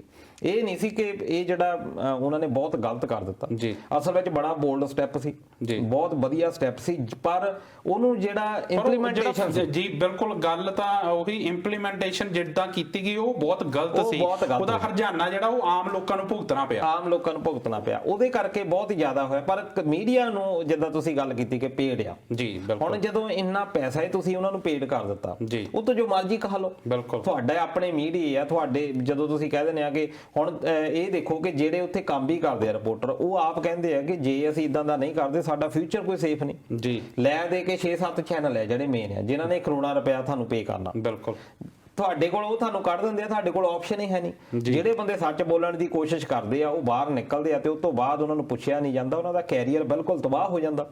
ਇਸ ਕਰਕੇ ਉਹਨਾਂ ਦੇ ਇੱਕ ਡਰ ਪੈ ਗਿਆ ਕਿ ਸਾਡਾ ਕੈਰੀਅਰ ਜਿਹੜਾ ਬਿਲਕੁਲ ਚੌਪਟ ਹੋ ਜਾਣਾ। ਤੁਸੀਂ ਬਹੁਤ ਸਾਰੇ ਇਦਾਂ ਦੇ ਦੇਖੇ ਹੋਣੇ ਆ ਜਿਨ੍ਹਾਂ ਨੇ ਕੁਐਸਚਨ ਆਨਸਰਿੰਗ ਕੀਤੀ ਹੈ ਇਹਨਾਂ ਨੂੰ ਬੀਜੇ ਗਵਰਨਮੈਂਟ ਨੂੰ ਜਾਂ ਹਿੰਦੂਤਵਾ ਏਜੰਡੇ ਨੂੰ, ਉਸ ਤੋਂ ਬਾਅਦ ਉਹਨਾਂ ਨੂੰ ਖੁੱਡੇ ਲਾਈਨ ਲਾ ਦਿੱਤਾ ਗਿਆ ਤੇ ਅੱਜ ਉਹ ਵਿਚਾਰੇ ਕਦੀ ਆਪਣੇ ਬਲੌਗ ਬਣਾਏ ਬੈਠੇ ਆ, ਕੋਈ ਇੰਸਟਾਗ੍ਰਾਮ ਤੇ ਕੁਝ ਬੋਲਦਾ ਆ, ਕੋਈ ਫੇਸਬੁੱਕ ਦੇ ਉੱਤੇ ਬੋਲਦਾ, ਲੋਕੀ ਫੋਲੋ ਵੀ ਕਰਦੇ ਆ ਪਰ ਫੋਲੋ ਕਰਨ ਦੇ ਨਾਲ ਰੋਟੀ ਨਹੀਂ ਮਿਲਦੀ। ਬਿਲਕੁਲ। ਤੇ ਉਹ ਬੰਦੇ ਉਹਨਾਂ ਨੂੰ ਇੱਕ ਦਿਨ ਤਾਂ ਉਹਨਾਂ ਨੂੰ ਅਹਿਸਾਸ ਹੁੰਦਾ ਹੋਣਾ ਨਾ ਕਦੀ ਬਈ ਅਸੀਂ ਜਿਸ ਚੀਜ਼ ਦੇ ਜਿਹਨਾਂ ਲੋਕਾਂ ਦੇ ਲਈ ਅਸੀਂ ਗੱਲਾਂ ਕੀਤੀਆਂ ਉਹ ਲੋਕ ਤਾਂ ਸਾਡਾ ਸਾਥ ਦਿੰਦੇ ਨਹੀਂ। ਬਿਲਕੁਲ। ਜਾਂ ਤਾਂ ਲੋਕ ਹੋਣ ਬਈ ਉਹ ਬੰਦਾ ਫਲਾਨਾ ਕੱਢਿਆ ਤੁਸੀਂ ਉਹਨੂੰ ਲੈ ਕੇ ਆਓ ਜੀ, ਲੋਕ ਤਾਂ ਅਪਰੋਚ ਕਰਦੇ ਨਹੀਂ ਚੈਨਲ। ਬਿਲਕੁਲ। ਜਿਹੜਾ ਮੀਡੀਆ ਦਾ ਜਿਹੜਾ ਕੰਮ ਹੁੰਦਾ ਉਹ ਮੇਰੇ ਖਿਆਲ ਸਰਕਾਰ ਨੂੰ ਘੇਰਨਾ ਹੁੰਦਾ, ਸਰਕਾਰ ਨੂੰ ਉਹਦੇ ਜਿਹੜੇ ਵਿਕਾਸ ਦੇ ਮੁੱਦੇ ਆ ਜਾਂ ਬੇਰੁਜ਼ਗਾਰੀ ਆ ਇਦਾਂ ਦੇ ਜਿੰਨੇ ਮੁੱਦੇ ਇਹਨਾਂ ਤੇ ਸਵਾਲ ਪੁੱਛਣ ਦਾ ਕੰਮ ਹੁੰਦਾ। ਪਰ ਇਹ ਜਿਹੜੇ ਸਾਰੇ ਮੁੱਦੇ ਛੱਡ ਕੇ ਤੁਸੀਂ ਕੁਝ ਕੁ ਇੰਟਰਵਿਊ ਵੇਖੀਆਂ ਹੋਣੀਆਂ ਕਿ ਉਹਨਾਂ ਜਿਹੜੇ ਮੀਡੀਆ ਚੈਨਲ ਤੇ ਉਹਨਾਂ ਨੂੰ ਮੋਦੀ ਸਾਹਿਬ ਦੇ ਅੰਬ ਖਾਣ ਦੇ ਅੰਦਾਜ਼ 'ਚ ਦਿਲਚਸਪੀ ਜ਼ਿਆਦੀ ਆ ਰੈਦਰ ਕਿ ਉਹ ਕੋਈ ਇਹਨਾਂ ਦੇ ਸਵਾਲ ਪੁੱਛਣ ਇਦਾਂ ਦੇ। ਬਿਲਕੁਲ। ਇਹ ਤੁਹਾਡੀ ਗੱਲ ਮੰਨਣ ਵਾਲੀ ਆ ਕਿ ਹੁਣ ਵੀ ਤੁਸੀਂ ਦੇਖੋਗੇ ਨਰਿੰਦਰ ਮੋਦੀ ਲਦਾਖ ਗਏ ਸੀ। ਬਿਲਕੁਲ। ਜਦੋਂ ਆ ਲੜਾਈ ਵੇਲੇ ਦੇ ਵਿੱਚ ਤੁਸੀਂ ਦੇਖਿਆ ਹੋਣਾ ਕਿ ਉੱਥੇ ਹਸਪਤਾਲ ਦੇ ਵਿੱਚ ਜਿਹੜੇ ਦੇ ਵਿੱਚ ਗਏ ਸੀ ਇੱਕ ਕਾਨਫਰੰਸ ਰੂਮ ਇਦਾਂ ਦਾ ਹਸਪਤਾਲ ਮੈਂ ਤਾਂ ਕੋਈ ਦੇਖਿਆ ਨਹੀਂ, ਈਵਨ ਇੱਥੇ ਨਹੀਂ ਦੇਖਿਆ ਜਿੱਥੇ ਕੋਈ ਗਲੂਕੋਜ਼ ਦੀ ਬੋਤਲ ਕੋਈ ਨਹੀਂ, ਜਿੱਥੇ ਕੋਈ ਮਸ਼ੀਨ ਕੋਈ ਨਹੀਂ। ਅੱਜ ਕੱਲ ਤਾਂ ਬੜੀ ਟੈਕਨੋਲੋਜੀ ਆ ਹਨਾ, ਤੇ ਜਿੱਥੇ ਡਾਕਟਰ ਕੋਈ ਨਹੀਂ ਖੜਾ ਦੀਦਾ ਉੱਥੇ ਜਾਣੀ ਸਿੱਧੇ ਇੱਦਾਂ ਲੱਗਦਾ ਥੱਲੇ ਫਲੋਰ ਜਿਹੜਾ ਆ ਖਾਸ ਤੌਰ ਤੇ ਇਹਨਾਂ ਦਾ ਫਲੋਰ ਬਹੁਤ ਡਿਫਰੈਂਟ ਹੁੰਦਾ ਹਸਪੀਟਲਸ ਦਾ, ਕਿਉਂਕਿ ਉੱਥੇ ਬੈਕਟੀਰੀਆ ਵਗੈਰਾ ਨੂੰ ਜੋ ਵੀ ਤੁਸੀਂ ਕਰਨਾ ਉਹਦਾ ਕੁਝ ਡਿਫਰੈਂਟ ਹੁੰਦਾ। ਪਰ ਉਹ ਸਿੱਧਾ ਹੀ ਦੀਦਾ ਆ ਕਿ ਇਹ ਹਸਪੀਟਲ ਨਹੀਂ, ਇਹ ਕ੍ਰੀਏਟ ਕੀਤਾ ਗਿਆ। ਇਹ ਬਿਲਕੁਲ ਇਸੇ ਤਰ੍ਹਾਂ ਹੋਇਆ ਕਿ ਜਿਹੜੀ ਵੀ ਖਬਰ ਹੁੰਦੀ ਉਹ ਰਿਪੋਰਟਰ ਇੱਕ ਬਣੀਆਂ ਬਣਾਈਆਂ ਗੱਲਾਂ ਪੇਸ਼ ਕੀਤੀਆਂ ਜਾਂਦੀਆਂ ਤਾਂ ਕਿ ਲੋਕਾਂ ਦੇ ਵਿੱਚ ਇੱਕ ਕਟੀਆ ਬਣਿਆ ਰਵੇ ਕਿ ਨਹੀਂ ਜੀ ਸਾਡਾ ਜਿਹੜਾ ਮੁਖੀ ਆ ਉਹ ਬਹੁਤ ਵਧੀਆ ਕੰਮ ਕਰ ਰਿਹਾ। ਇੱਥੇ ਪਿੰਕੀ ਹੁਣਾਂ ਦੀ ਇੱਕ ਜਿਹੜੀ ਟਿੱਪਣੀ ਆ ਉਹ ਬੜੀ ਸਾਰਥਕ ਆਈ। ਉਹਨਾਂ ਨੇ ਕਿਹਾ ਕਿ ਜਿਹੜਾ ਭਾਰਤੀ ਮੀਡੀਆ ਆ ਉਹ ਵਿਕਾਊ ਆ। ਉਹਨਾਂ ਨੇ ਸਵਾਲ ਵੀ ਇੱਕ ਪੁੱਛਿਆ ਆ ਕਿ ਜੇ ਭਾਰਤ ਦੇ ਵਿੱਚ ਹੁੰਦੇ ਤਾਂ ਸ਼ਾਇਦ ਜਿੱਦਾਂ ਹੁਣ ਤੁਸੀਂ ਨਿਰਪੱਖ ਗੱਲ ਕਰ ਰਹੇ ਹੋ ਤਾਂ ਸ਼ਾਇਦ ਤੁਸੀਂ ਇਦਾਂ ਨਾ ਕਰ ਪਾਉਂਦੇ। ਇਹ ਬਿਲਕੁਲ ਸਹੀ ਹੈ ਮੇਰੇ ਖਿਆਲ ਉਹਦਾ ਕਾਰਨ ਇਹ ਹੈ। ਇਹ ਪਿੰਕੀ ਜੀ ਦਾ ਗੱਲ ਬਿਲਕੁਲ ਸਹੀ ਆ ਜੀ। ਮੈਂ ਪਹਿਲਾਂ ਹੀ ਬਾਰ-ਬਾਰ ਕਹਿ ਚੁੱਕਾ ਕਿ ਅਸੀਂ ਜੇ ਇੱਥੇ ਬੋਲਡ ਬੋਲਦੇ ਆ ਤਾਂ ਸ਼ਾਇਦ ਇੱਥੇ ਬੈਠੇ ਹੋਣ ਦੇ ਕਾਰਨ ਹੀ ਆ। ਜੀ ਉਹਦਾ ਕਾਰਨ ਇਹੀ ਆ, ਤੁਸੀਂ ਜਿੰਨੇ ਵੀ ਰਿਪੋਰਟਰ ਕੰਮ ਕਰ ਰਹੇ ਆ, ਈਵਨ ਕਿ ਪੰਜਾਬੀ ਰਿਪੋਰਟਰ ਜਿਹੜੇ ਕਿ ਰੇਡੀਓ ਜਾਂ ਟੀਵੀ ਦੇ ਉੱਤੇ ਕੰਮ ਕਰ ਰਹੇ ਆ, ਉਹਨਾਂ ਨੂੰ ਜਾ ਕੇ ਪੁੱਛੋ ਕਿ ਤੁਹਾਨੂੰ ਕਿੰਨਾ ਤੰਗ ਪਰੇਸ਼ਾਨ ਕੀਤਾ ਜਾਂਦਾ। ਤੁਸੀਂ ਕਿਸੇ ਦੇ ਦੁਆਰਾ ਬੋਲ ਦਿੱਤਾ ਜਾਂਦਾ, ਤੁਸੀਂ ਰਹਿੰਦੇ ਪਟਿਆਲੇ ਦੇ ਵਿੱਚ ਆ, ਜਾ ਕੇ ਕਪੂਰਥਲੇ ਤੁਹਾਡੇ ਉੱਤੇ ਕੇਸ ਕਰ ਦਿੱਤਾ ਜਾਂਦਾ ਜੀ, ਤੁਹਾਨੂੰ ਕੁਝ ਵੀ ਨਹੀਂ ਹੋਣਾ, ਲਾਸਟ ਦੇ ਵਿੱਚ ਕੁਝ ਵੀ ਨਹੀਂ ਹੋਣਾ, ਬਿਲਕੁਲ। ਪਰ ਤੁਹਾਡੀ ਖੱਜਲ ਖੁਆਰੀ ਹੋ ਗਈ, ਤੁਹਾਨੂੰ ਪੇਸ਼ੀ ਭੁਗਤਣ ਕਿੱਥੇ ਜਾਣਾ? ਕਪੂਰਥਲੇ। ਜੀ ਜੀ, ਹੁਣ ਪਟਿਆਲੇ ਤੋਂ ਬੰਦੇ ਨੇ ਕਪੂਰਥਲੇ ਜਾਣਾ, ਬਿਲਕੁਲ। ਤੇ ਇਹ ਬੜੀ ਇੱਕ ਸੋਚੀ ਸਮਝੀ ਸਾਜ਼ਿਸ਼ ਹੁੰਦੀ ਜੀ, ਜੀ। ਹੈ ਕਿ ਜਿਹੜਾ ਕੇਸ ਆ, ਜਿਹੜਾ ਪਟਿਆਲੇ ਵਾਲਾ ਆ ਸਾਡਾ, ਜਿਹੜਾ ਬੰਦਾ ਗੱਲ ਕਰਦਾ, ਸੱਚ ਦੀ ਗੱਲ ਕਰਦਾ, ਉਹਨੂੰ ਇਦਾਂ ਕਿ ਸਿਸਟਮ ਚ ਉਲਝਾਇਆ ਜਾਂਦਾ, ਉਲਝਾ ਦਿੱਤਾ ਜਾਂਦਾ ਕਿ ਉਹ ਥੱਕ ਹਾਰ ਕੇ ਉਹ ਬਹਿ ਜਾਂਦਾ। ਉਹ ਕਹਿੰਦਾ ਦੇਖੋ ਹੋਣਾ ਤਾਂ ਕੁਝ ਵੀ ਨਹੀਂ, ਨਾ ਕੋਈ ਸਜ਼ਾ ਹੋਣੀ, ਨਾ ਕੁਝ, ਇਹ ਨਹੀਂ ਵੀ ਉਹਨੂੰ ਫਾਂਸੀ ਤੇ ਚਾੜਦੇ ਜਾਂ ਸਜ਼ਾ ਹੋ ਜਾਣੀ ਹੈ। ਐਂਡ ਆਫ ਦਾ ਡੇ ਉਹਨੇ ਆਪਣੇ ਪ੍ਰੂਫ ਪੇਸ਼ ਕਰ ਦੇਣੇ ਆ, ਬਿਲਕੁਲ। ਪਰ ਖੱਜਲ ਖੁਆਰੀ ਕਿੱਥੇ ਹੋਣੀ ਆ ਕਿ ਤੁਸੀਂ ਜਲੰਧਰ ਦੇ ਵਿੱਚ ਰਹਿੰਦੇ ਆ, ਤੁਹਾਡਾ ਕੇਸ ਪੈ ਗਿਆ ਬਠਿੰਡੇ। ਸਾਡਾ ਅਜੇ ਵੀ ਸਿਸਟਮ ਇਹ ਆ ਕਿ ਤੁਹਾਨੂੰ ਲੋਕਲੀ ਪੱਧਰ ਦੇ ਉੱਤੇ ਕੋਈ ਵੀ ਕੇਸ ਨਹੀਂ ਚੱਲਦਾ। ਜੇ ਕਿਸੇ ਥਾਣੇ ਦੇ ਵਿੱਚ ਵੀ ਤੁਹਾਨੂੰ ਜਾ ਕੇ ਹਾਜ਼ਰੀ ਕਰ ਦਿੰਦੇ ਜੀ ਬਠਿੰਡੇ ਲਾ ਕੇ ਆਓ, ਅੱਜ ਵੀ ਉਹ ਪੁਰਾਣੀ ਪ੍ਰਕਿਰਿਆ ਇੱਕ ਚੱਲ ਰਹੀ ਆ ਜਿਹੜੀ ਕਿ ਅੰਗਰੇਜ਼ਾਂ ਵੇਲੇ ਦੀ ਸ਼ੁਰੂ ਹੋਈ ਆ, ਉਹਨਾਂ ਉੱਤੇ ਕੋਈ ਗੱਲ ਹੀ ਨਹੀਂ ਕਰ ਰਿਹਾ। ਬਿਲਕੁਲ। ਉਸ ਤੋਂ ਬਾਅਦ ਤੁਸੀਂ ਥੱਕ ਹਾਰ ਕੇ ਜਦੋਂ ਮੰਨ ਲਓਗੇ ਹਰ 2-3 ਮਹੀਨੇ ਬਾਅਦ ਤੁਹਾਨੂੰ ਜਾਣਾ ਪੈ ਜਾਵੇ, ਉਸ ਤੋਂ ਬਾਅਦ ਬੰਦਾ ਇੱਕ ਮੈਂਟਲੀ ਹੋ ਜਾਂਦਾ ਕਿ ਯਾਰ ਇਹਨੂੰ ਛੱਡੋ। ਦੂਜੀ ਗੱਲ ਹੈ ਕਿ ਤੁਸੀਂ ਜਿਹੜਾ ਸੈਂਡ ਮਾਫੀਆ ਦੀ ਗੱਲ ਸੁਣੀ ਹੋਣੀ ਆ, ਰੇਤ ਮਾਫੀਆ, ਇਹਦੇ ਵਿੱਚ ਕਿੰਨੀਆਂ ਮੌਤਾਂ ਹੋਈਆਂ। ਇੱਕ ਰਿਪੋਰਟਰ ਗਿਆ, ਉੱਥੇ ਮਾਰ ਹੀ ਦਿੱਤਾ ਗਿਆ। ਉੱਥੇ ਫਿਰ ਰਿਪੋਰਟਰ ਇਹ ਸੋਚਦੇ ਆ ਕਿ ਸਾਨੂੰ ਕੀ ਲੋੜ ਆ ਵੀ ਇੱਥੇ ਕਰਨ ਦੀ। ਦੂਜੀ ਗੱਲ ਕਿ ਪੈਸੇ ਪੇ ਨਹੀਂ ਕੀਤੇ ਜਾਂਦੇ। ਜਿੰਨੇ ਵੀ ਤੁਸੀਂ ਅਖਬਾਰਾਂ ਦੇ ਦੇਖ ਲਓ ਰਿਪੋਰਟਰ, ਕੁਛ ਕਈ ਆ ਬੰਦੇ ਜਿਹੜੇ ਕਿ ਆਫਿਸ ਦੇ ਵਿੱਚ ਕੰਮ ਕਰਦੇ ਆ, ਬਾਕੀਆਂ ਨੂੰ ਤਾਂ 2-2, 3-3 ਹਜ਼ਾਰ ਰੁਪਏ ਦੀ ਤਨਖਾਹ ਦਿੱਤੀ ਜਾਂਦੀ ਆ। ਉਹਨਾਂ ਨੂੰ ਫਿਰ ਕੀ ਹੁੰਦਾ ਕਿ ਪੈਸੇ ਕਿੱਥੋਂ ਬਣਾਉਣੇ ਆ? ਅਸੀਂ ਉਹ ਫਿਰ ਪੇਡ ਨਿਊਜ਼ ਜਿਹੜੀਆਂ ਲਾਉਣੀ ਸ਼ੁਰੂ ਕਰ ਦਿੰਦੇ ਆ, ਜਿਹਨੂੰ ਆਪਾਂ ਪੰਜਾਬੀ ਦੇ ਵਿੱਚ ਪੀਲੀ ਪੱਤਰਕਾਰੀ ਵੀ ਕਹਿ ਦਿੰਦੀ ਜੀ। ਬਿਲਕੁਲ। ਇੱਥੇ ਰਣਜੀਤ ਸਿੰਘ ਗਿੱਲ ਹੋਣਾ ਦਾ ਵੀ ਇਦਾਂ ਦਾ ਹੀ ਜਿਹੜੀ ਟਿੱਪਣੀ ਆਈ, ਉਹ ਵੀ ਕਹਿ ਰਹੇ ਕਿ ਜਿਹੜਾ ਭਾਰਤ ਦੇ ਵਿੱਚ ਰਾਜਨੀਤੀ ਆ ਜਾਂ ਮੀਡੀਆ ਬਹੁਤ ਵੱਡਾ ਕਾਰੋਬਾਰ ਹੈ। ਜਿੱਦਾਂ ਤੁਸੀਂ ਕਰੋੜਾਂ ਦੀ ਗੱਲ ਕੀਤੀ, ਕਰੋੜਾਂ ਰੁਪਈਆ ਇਹਦੇ ਵਿੱਚ ਇਨਵੋਲਵਡ ਆ। ਇਦਾਂ ਦੀਆਂ ਟਿੱਪਣੀਆਂ ਜਿਹੜੀਆਂ ਆ ਉਹ ਪਰਮਜੀਤ ਭੁੱਲਰ ਹੋਣਾ ਦੀਆਂ ਕਿ ਸੱਚ ਨੂੰ ਖੱਜਲ ਖੁਆਰ ਕੀਤਾ ਜਾਂਦਾ।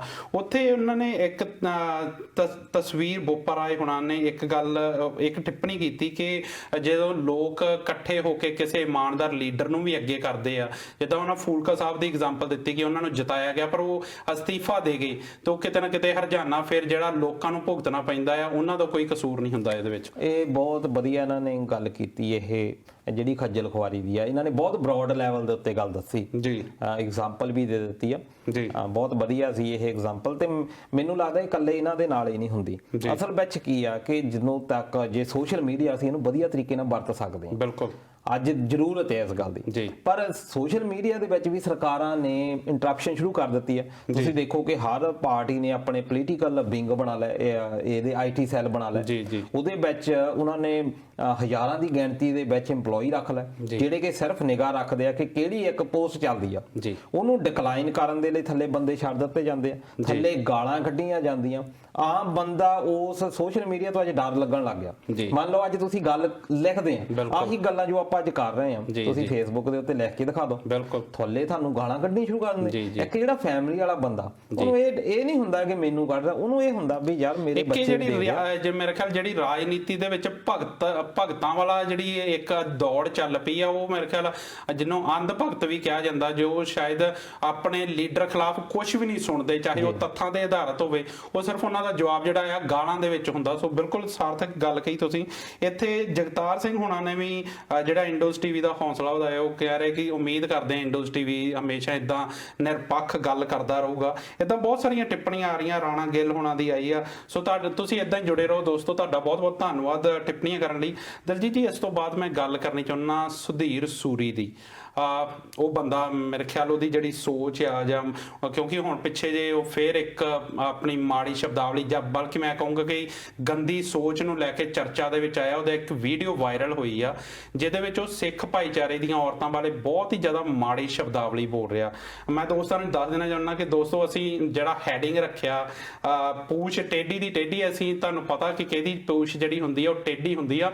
ਅਸੀਂ ਉਹਦੀ ਗੱਲ ਨਹੀਂ ਕਰਦੇ, ਅਸੀਂ ਇਨਸਾਨੀ ਜਾਨਵਰਾਂ ਦੀ ਜਿਨ੍ਹਾਂ ਦੀ ਫਿਤਰਤ ਆ, ਉਹ ਚਾਹੇ ਜਿੰਨਾ ਮਰਜ਼ੀ ਉਹਨਾਂ ਨੂੰ ਸਿੱਧੇ ਪਾਸੇ ਕਰਨ ਦੀ ਕੋਸ਼ਿਸ਼ ਕਰੋ, ਪਰ ਉਹ ਟੇਢੀ ਦੀ ਟੇਢੀ ਰਹਿੰਦੀ, ਉਹਨਾਂ ਬਾਰੇ ਗੱਲ ਕੀਤੀ ਗਈ ਹੈ। ਸੋ ਇਹ ਜਿਹੜਾ ਸੁਧੀਰ ਸੂਰੀ ਆ, ਇਹ ਵੀ ਇਦਾਂ ਦਾ ਹੀ ਬੰਦਾ। ਮੇਰੇ ਖਿਆਲ ਇਹਦੀ ਗ੍ਰਿਫਤਾਰੀਆਂ ਵੀ ਹੋ ਚੁੱਕੀਆਂ, ਪਰ ਜਦੋਂ ਵੀ ਆਉਂਦਾ ਇਦਾਂ ਦੀ ਗੱਲਬਾਤ ਲੈ ਕੇ ਸਾਹਮਣੇ ਆਉਂਦਾ। ਕੀ ਕਹਿਣਾ ਚਾਹੋਗੇ? 2018 ਦੇ ਵਿੱਚ ਇਹਨੇ ਜਾਤੀ ਸੂਚਕ ਸ਼ਬਦ ਵਰਤੇ ਜੀ, ਦੇਖੋ ਬਹੁਤ ਸਾਰੇ ਲੋਕ ਇਹ ਕਹਿੰਦੇ ਹੋਣਗੇ ਕਿ ਰਿਜ਼ਰਵੇਸ਼ਨ ਨਹੀਂ ਹੋਣੀ ਚਾਹੀਦੀ ਜੀ, ਪਰ ਅਸਲ ਵਿੱਚ ਰਿਜ਼ਰਵੇਸ਼ਨ ਦਿੱਤੀ ਇਸ ਕਰਕੇ ਗਈ ਸੀ ਕਿ ਬੰਦੇ ਨੂੰ ਬੰਦਾ ਹੀ ਨਹੀਂ ਸਮਝਿਆ ਜਾਂਦਾ। ਬਿਲਕੁਲ। ਉਹ ਬਾਅਦ ਦੇ ਵਿੱਚ ਕਿ ਇਹਨਾਂ ਨੂੰ ਘੱਟੋ ਘੱਟ ਇਕਨੋਮਿਕਲੀ ਉੱਪਰ ਚੱਕਿਆ ਜਾਵੇ ਤਾਂ ਕਿ ਇਹਨਾਂ ਨੂੰ ਬੈਟਰ ਕੁਛ ਲਾਈਫ ਦਿੱਤੀ ਜਾਵੇ। ਜੀ, ਸੂਰੀ ਹਰ ਕੋਈ ਬੰਦਾ ਇੱਥੇ ਜਿਹੜੇ ਬੰਦੇ ਉੱਪਰਲੀਆਂ ਕਾਸਟਾਂ ਦੇ ਹੈਗੇ ਉਹ ਟਾਰਗੇਟ ਕਰਦੇ ਜੀ ਆ। ਜੀ ਜੀ ਸੁਧੀਰ ਸੂਰੀ ਨੇ ਵੀ ਟਾਰਗੇਟ ਕੀਤਾ, ਜੀ, ਟਾਰਗੇਟ ਕਰਕੇ ਉਹਨਾਂ ਦੇ ਖਿਲਾਫ ਬੋਲਿਆ। ਆਪਾਂ ਨੂੰ ਵੀ ਟਾਰਗੇਟ ਕੀਤਾ ਜਾ ਸਕਦਾ, ਆਪਾਂ ਜਿੱਦਾਂ ਉਹ ਮਾਫੀ ਮੰਗਦੇ ਆਪਾਂ ਵੀ ਮਾਫੀ ਮੰਗਾਂਗੇ। ਅੱਛਾ, ਤੁਸੀਂ ਇਹ ਕਹਿ ਰਹੇ ਕਿ ਜੇ ਜਿਹੜੀ ਪੂਛ ਟੇਢੀ ਦੀ ਟੇਢੀ ਆ। ਅੱਛਾ, ਨਹੀਂ ਦੇਖੋ ਆਪਾਂ ਤਾਂ ਮਾਫੀ ਮੰਗ ਲਵਾਂਗੇ ਉਹਨਾਂ ਕੋਲ, ਸੂਰੀ ਸਾਹਿਬ ਵੀ ਇਹੀ ਕਰਦੇ ਆ ਤੇ ਉਹਨਾਂ ਦਾ ਏਜੰਡਾ ਵੀ ਇਹੀ ਆ। ਬਹੁਤ ਸਾਰੇ ਦਰਸ਼ਕਾਂ ਦੇ ਇਹ ਹੋਣਾ ਕਿ ਜਦੋਂ ਕੋਈ ਫਿਰ ਉਹ ਆਰਟੀਕਲ 19 ਤੁਹਾਨੂੰ ਬੋਲਣ ਦੀ ਆਜ਼ਾਦੀ ਦਿੰਦਾ, ਐਕਸਪ੍ਰੈਸ਼ਨ ਦੀ ਆਜ਼ਾਦੀ ਦਿੰਦਾ, ਪਰ ਨਾਲ ਤੁਹਾਡੇ ਉੱਤੇ ਬੰਦਿਸ਼ਾਂ ਵੀ ਆ ਉਸ ਆਰਟੀਕਲ ਦੇ ਵਿੱਚ ਕਿ ਤੁਸੀਂ ਕਿਸੇ ਧਰਮ ਦੇ ਖਿਲਾਫ, ਕਿਸੇ ਸਮਾਜ ਦੇ ਖਿਲਾਫ ਜਿਹਦਾ ਨੁਕਸਾਨ ਹੁੰਦਾ ਹੋਵੇ ਉਹ ਤੁਸੀਂ ਬੋਲ ਨਹੀਂ ਸਕਦੇ। ਉਹਦੇ ਉੱਤੇ ਡੀਫੇਮ ਦਾ ਕੇਸ ਵੀ ਤੁਹਾਡੇ ਉੱਤੇ ਹੋ ਸਕਦਾ। ਬਿਲਕੁਲ। ਪਰ ਇਹ ਸੂਰੀ ਕੀ ਕਰਦਾ, ਇਹ ਸੂਰੀ ਪਹਿਲਾਂ ਬੋਲਦਾ ਜੀ, ਜਿੱਦਾਂ ਕਹਿ ਲਓ ਕਿ ਤੁਸੀਂ ਕੱਲਾ ਇਹਦੀ ਉਸ ਜਾਨਵਰ ਵਰਗੀ ਇਹਦੀ ਕੱਲੀ ਪੂਛ ਹੀ ਨਹੀਂ, ਇਹਦਾ ਮੂੰਹ ਆ, ਸੋਚ ਵੀ ਹੈ ਤੇ ਮੂੰਹ ਵੀ ਆ, ਜ਼ੁਬਾਨ ਚੋਂ ਜੋ ਚੀਜ਼ਾਂ ਨਿਕਲਦੀਆਂ। ਬਿਲਕੁਲ। ਗੱਲ ਕਰਦੇ ਆ ਸ਼ਿਵ ਸੈਨਾ ਦੀ। ਜੀ, ਸ਼ਿਵ ਸੈਨਾ ਜਿਹੜਾ ਕਿ ਸ਼ਿਵ ਦੇ ਨਾਂ ਦੇ ਉੱਤੇ ਸ਼ੁਰੂ ਕੀਤੀ ਇਹਨਾਂ ਨੇ, ਸ਼ਿਵ ਸੈਨਾ ਜਿਹੜਾ ਕਿ ਬੜਾ ਇੱਕ ਮਹਾਨ ਯੋਧਾ ਹੋਇਆ ਮਹਾਰਾਸ਼ਟਰ ਦੇ ਵਿੱਚ। ਇਹਨਾਂ ਨੇ ਇੱਥੇ ਲਿਆ ਕੇ ਉਹ ਕਰ ਲਈ ਗੱਲ। ਤੁਸੀਂ ਮਹਾਰਾਸ਼ਟਰ ਦੇ ਵਿੱਚ ਦੇਖੋ ਸ਼ਿਵ ਸੈਨਾ ਨੇ ਸਭ ਤੋਂ ਪਹਿਲਾਂ ਕੀ ਕੀਤਾ, ਉੱਥੇ ਇਹਨਾਂ ਨੇ ਆਰਟੀਕਲ ਲਾ ਦਿੱਤਾ ਜਾਂ ਇੱਕ ਗੱਲ ਕਰਨੀ ਸ਼ੁਰੂ ਕਰ ਦਿੱਤੀ ਕਿ ਇੱਥੇ ਬਿਹਾਰੀ ਜਿਹੜੇ ਆ ਉਹ ਵੈਲਕਮ ਨਹੀਂ ਕੀਤੇ ਜਾਣਗੇ ਮਹਾਰਾਸ਼ਟਰ ਦੇ ਵਿੱਚ। ਜਿੱਥੇ ਵੀ ਕੋਈ ਬਿਹਾਰ ਦਾ ਵਿਅਕਤੀ ਦੀਦਾ ਸੀ ਉਹਦੇ ਉੱਤੇ ਉਹਨੂੰ ਅਟੈਕ ਕੀਤਾ ਜਾਂਦਾ ਸੀ, ਕੁੱਟਿਆ ਮਾਰਿਆ ਜਾਂਦਾ ਸੀ। ਹੁਣ ਬਿਹਾਰ ਦੇ ਮਜ਼ਦੂਰ ਜੇ ਉੱਥੇ ਵਧੀਆ ਮਜ਼ਦੂਰੀ ਨਹੀਂ ਮਿਲਦੀ, ਉਹ ਆਪਣੇ ਦੇਸ਼ ਦੇ ਵਿੱਚ ਹੋਰ ਪਾਰਟਸ ਦੇ ਵਿੱਚ ਜਾਂਦੇ ਆ, ਕੰਮ ਕਰਦੇ ਆ। ਇਹਦੇ ਵਿੱਚ ਬੁਰਾਈ ਕੀ ਆ? ਇਹਨਾਂ ਨੇ ਕਹਿਣਾ ਸ਼ੁਰੂ ਕਰ ਦਿੱਤਾ ਕਿ ਇਹਨਾਂ ਨੇ ਗੰਦ ਇੱਥੇ ਪਾ ਦਿੱਤਾ, ਬੰਬਈ ਦੇ ਵਿੱਚ ਆ ਕੇ ਨਹੀਂ ਮਹਾਰਾਸ਼ਟਰ ਦੇ ਵਿੱਚ ਗੰਦ ਪਾ ਦਿੱਤਾ। ਈਵਨ ਕਿ ਜਿਹੜਾ ਤੁਸੀਂ ਰਾਜ ਠਾਕਰੇ ਦਾ ਬਿਆਨ ਸੁਣ ਕੇ ਦੇਖੋ, ਉਧਵ ਠਾਕਰੇ ਦਾ ਜਿਹੜਾ ਚਾਚੇ ਦਾ ਮੁੰਡਾ ਕਾਫੀ ਮੇਨ ਰਿਹਾ, ਉਹ ਬਾਲ ਠਾਕਰੇ ਦਾ ਖਾਸ ਰਿਹਾ, ਉਸ ਬੰਦੇ ਨੇ ਤਾਂ ਬਹੁਤ ਜ਼ਿਆਦਾ ਗੰਦ ਬੋਲਿਆ। ਇਹ ਬਿਲਕੁਲ ਉਸ ਚੀਜ਼ ਨੂੰ ਇਮੀਟੇਟ ਕਰ ਰਹੇ ਆ ਪੰਜਾਬ ਦੇ ਵਿੱਚ। ਇਹਨਾਂ ਨੂੰ ਲੱਗਦਾ ਕਿ ਜਿਸ ਤਰੀਕੇ ਦੇ ਨਾਲ ਉੱਥੇ ਹੇਟ ਇੱਕ ਪੋਲਿਟਿਕਸ ਦੇ ਨਾਲ ਸ਼ਿਵ ਸੈਨਾ ਮਹਾਰਾਸ਼ਟਰ ਦੇ ਵਿੱਚ ਆਈ ਆ, ਇਹਨਾਂ ਨੂੰ ਇਹ ਲੱਗਦਾ ਕਿ ਜਿਸ ਤਰ੍ਹਾਂ ਬਾਲ ਠਾਕਰੇ ਹੇਟ ਸਪੀਚ ਦਿੰਦਾ ਹੁੰਦਾ ਸੀ, ਅਸੀਂ ਵੀ ਹੇਟ ਸਪੀਚ ਦਵਾਂਗੇ। ਕਿਆ ਹੁਆ ਬਦਨਾਮ ਹੋਏ ਨਾਮ ਤੋਂ ਹੁਆ, ਉਹ ਵਾਲਾ ਮੇਰੇ ਖਿਆਲ ਇਹਨਾਂ ਦੀ ਉਹ ਲੌਜਿਕ ਤੇ ਕੰਮ ਕਰਦੇ ਆ। ਉਹ ਲੌਜਿਕ ਦੇ ਉੱਤੇ 2018 ਦੇ ਵਿੱਚ ਤੁਹਾਨੂੰ ਯਾਦ ਹੋਣਾ ਕਿ ਕਸ਼ਮੀਰੀਆਂ ਦੇ ਉੱਤੇ ਹਮਲੇ ਸ਼ੁਰੂ ਹੋ ਗਏ ਸੀ। ਕਸ਼ਮੀਰੀਆਂ ਦੇ ਉੱਤੇ ਬਹੁਤ ਜ਼ਿਆਦਾ ਹਮਲੇ ਹੋਇਆ ਤੇ ਫਗਵਾੜੇ ਦੇ ਵਿੱਚ ਸ਼ਿਵ ਸੈਨਾ ਵਾਲਿਆਂ ਨੇ ਕਸ਼ਮੀਰੀਆਂ ਦੀਆਂ ਦੁਕਾਨਾਂ ਤੋੜਨੀਆਂ ਸ਼ੁਰੂ ਕਰ ਦਿੱਤੀਆਂ। ਪਰ ਉੱਥੇ ਇੱਕ ਅਸੀਂ ਹੌਸਲਾ ਅਫਜ਼ਾਈ ਇਸ ਕਰਕੇ ਕਰਨੀ ਚਾਹੁੰਦੇ ਆ ਵੀ ਸਿੱਖ, ਮੁਸਲਮਾਨ ਤੇ ਦਲਿਤ ਇਹ ਇਕੱਠੇ ਹੋਏ, ਇਕੱਠੇ ਹੋ ਕੇ ਤੇ ਇਹਨਾਂ ਨੂੰ ਫਿਰ ਸਬਕ ਸਿਖਾਇਆ। ਇਹ ਫਗਵਾੜੇ ਦੀ ਘਟਨਾ ਹੈਗੀ। ਸਾਡੀ ਅਸਲ ਵਿੱਚ ਅਸੀਂ ਕੀ ਆ ਕਿ ਇਹ ਇੱਕ RSS ਦਾ ਏਜੰਡਾ ਹੈਗਾ ਕਿ ਤੁਹਾਨੂੰ ਡਿਵਾਈਡ ਕਰਕੇ ਰੱਖੋ। ਸਾਡੀਆਂ ਮੁਸਲਮਾਨਾਂ ਦੀਆਂ, ਦਲਿਤਾਂ ਦੀਆਂ, ਸਿੱਖਾਂ ਦੀਆਂ ਸਮੱਸਿਆਵਾਂ ਇੱਕ ਆ, ਅਸੀਂ ਇੱਕ ਆ। ਸਾਡਾ ਜੇ ਤੁਸੀਂ ਪਿਛੋਕੜ ਕੱਢ ਕੇ ਦੇਖੋ, ਪਿਛੋਕੜ ਦੇ ਤੌਰ ਤੇ ਅਸੀਂ ਇੱਕ ਆ। ਬਿਲਕੁਲ। ਸਾਡੀਆਂ ਸਾਰੀਆਂ ਸੱਭਿਆਚਾਰਕ, ਸਾਡੀਆਂ ਸਾਰੀਆਂ ਰੀਤਾਂ ਰਿਵਾਜਾਂ ਸਾਰੇ ਅਸੀਂ ਇੱਕ ਆ ਜੀ। ਪਰ ਫਿਰ ਵੀ ਸਾਨੂੰ ਇੱਕ ਤਰੀਕੇ ਦੇ ਨਾਲ ਵੰਡ ਦਿੱਤਾ ਜਾਂਦਾ, ਜਿਹੜੀ ਥੋੜੀ ਬਹੁਤੀ ਸਾਡੇ ਵਿੱਚ ਇੱਕ ਕਹਿ ਲਓ ਕਿ ਡਿਫਰੈਂਸ ਹੈਗਾ ਉਹਦੇ ਆਧਾਰ ਦੇ ਉੱਤੇ, ਪਰ ਉਹਦਾ ਫਾਇਦਾ ਉਠਾਇਆ ਜਾਂਦਾ। ਪਰ ਜਦੋਂ ਇਹ ਇਕੱਠੇ ਹੁੰਦੇ ਆ, ਇਹ ਚੰਗੀ ਤਰ੍ਹਾਂ ਸਾਬਕ ਵੀ ਉਸ ਚੀਜ਼ ਨੂੰ ਸਿਖਾਉਂਦੇ ਆ। ਪਰ ਅਸੀਂ ਕਰ ਕੀ ਸਕਦੇ ਆ ਜਦੋਂ ਸਾਡੀ ਜਿਹੜੀ ਪਾਰਟੀ ਆ, ਜਿਹਨੂੰ ਅਸੀਂ ਅਕਾਲੀ ਦਲ ਕਹਿੰਦੇ ਨੇ, ਜਿਹੜੀ ਰਹਿਨੁਮਾਈ ਕਰਦੀ ਰਹੀ ਹੁਣ ਤੱਕ ਸਿੱਖਾਂ ਦੀ, ਉਹ ਵੀ ਇਹਨਾਂ ਦੇ ਨਾਲ ਮਿਲ ਕੇ ਚੱਲਦੀ ਆ। ਹੁਣ ਇਹ ਭਾਜਪਾ ਦੇ ਇਸ਼ਾਰੇ ਦੇ ਉੱਤੇ ਅਸਲ ਦੇ ਵਿੱਚ ਜਦੋਂ ਇਹ ਬੋਲਦੇ ਆ ਸੂਰੀ ਇੰਨਾ ਕੁਝ ਗੰਦ ਬੋਲਦੇ ਆ, ਉਦੋਂ ਬਾਅਦ ਦੇ ਵਿੱਚ ਫੇਰ ਛੁੱਟ ਜਾਂਦੇ ਆ। ਇੱਥੇ ਫਿਰ ਮੀਡੀਆ ਦੀ ਗੱਲ ਆ ਜਾਂਦੀ ਆ। ਜਦੋਂ ਕੋਈ ਜਿੱਦਾਂ ਆਪਣੀ ਖਾਲਿਸਤਾਨ ਦੀ ਗੱਲ ਕਰਦਾ ਤਾਂ ਉਹਨਾਂ ਨੂੰ ਤਾਂ ਬਹੁਤ ਜਲਦੀ ਅੱਤਵਾਦੀ ਕਿਹਾ ਜਾਂਦਾ, ਗ੍ਰਿਫਤਾਰੀਆਂ ਹੋ ਜਾਂਦੀਆਂ, ਬਹੁਤ ਕੁਝ ਹੋ ਜਾਂਦਾ।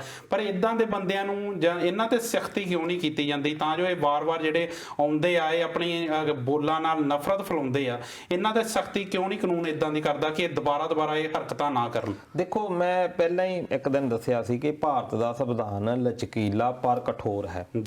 ਇਹ ਗੱਲ ਸਾਨੂੰ ਚੇਤੇ ਰੱਖਣੀ ਚਾਹੀਦੀ ਹੈ ਕਿ ਬੰਦੇ ਨੂੰ ਮੌਕਾ ਦਿੱਤਾ ਜਾਂਦਾ, ਉਹਦਾ ਫਾਇਦਾ ਲੈਂਦੇ ਆ, ਉਸ ਚੀਜ਼ ਨੂੰ, ਉਸ ਲਚਕੀਲੇਪਨ ਦਾ ਇਹ ਫਾਇਦਾ ਲੈਂਦੇ ਆ। ਕਈ ਵਾਰੀ ਸਾਡੇ ਵੀ ਇਥੋਂ ਮੂੰਹ ਦੇ ਵਿੱਚ ਕੋਈ ਗਲਤੀ ਨਿਕਲ ਸਕਦੀ ਆ, ਉਹਦੀ ਇੱਕੋ ਹੀ ਆ ਕਿ ਜੱਜ ਕੀ ਕਹੂੰਗਾ ਤੁਹਾਨੂੰ ਵੀ ਤੁਸੀਂ ਉਹਦੇ ਲਈ ਗਲਤੀ ਮੰਨ ਲਓ। ਹੋਰ ਕੀ ਉਹ ਤਾਂ ਕੀਤਾ ਜਾਂਦਾ, ਮੈਂ ਉਹ ਕਹਿ ਰਿਹਾ ਕਿ ਮੈਂ ਮੇਰੇ ਤੋਂ ਇਹ ਗਲਤ ਬੋਲ ਹੋ ਗਿਆ।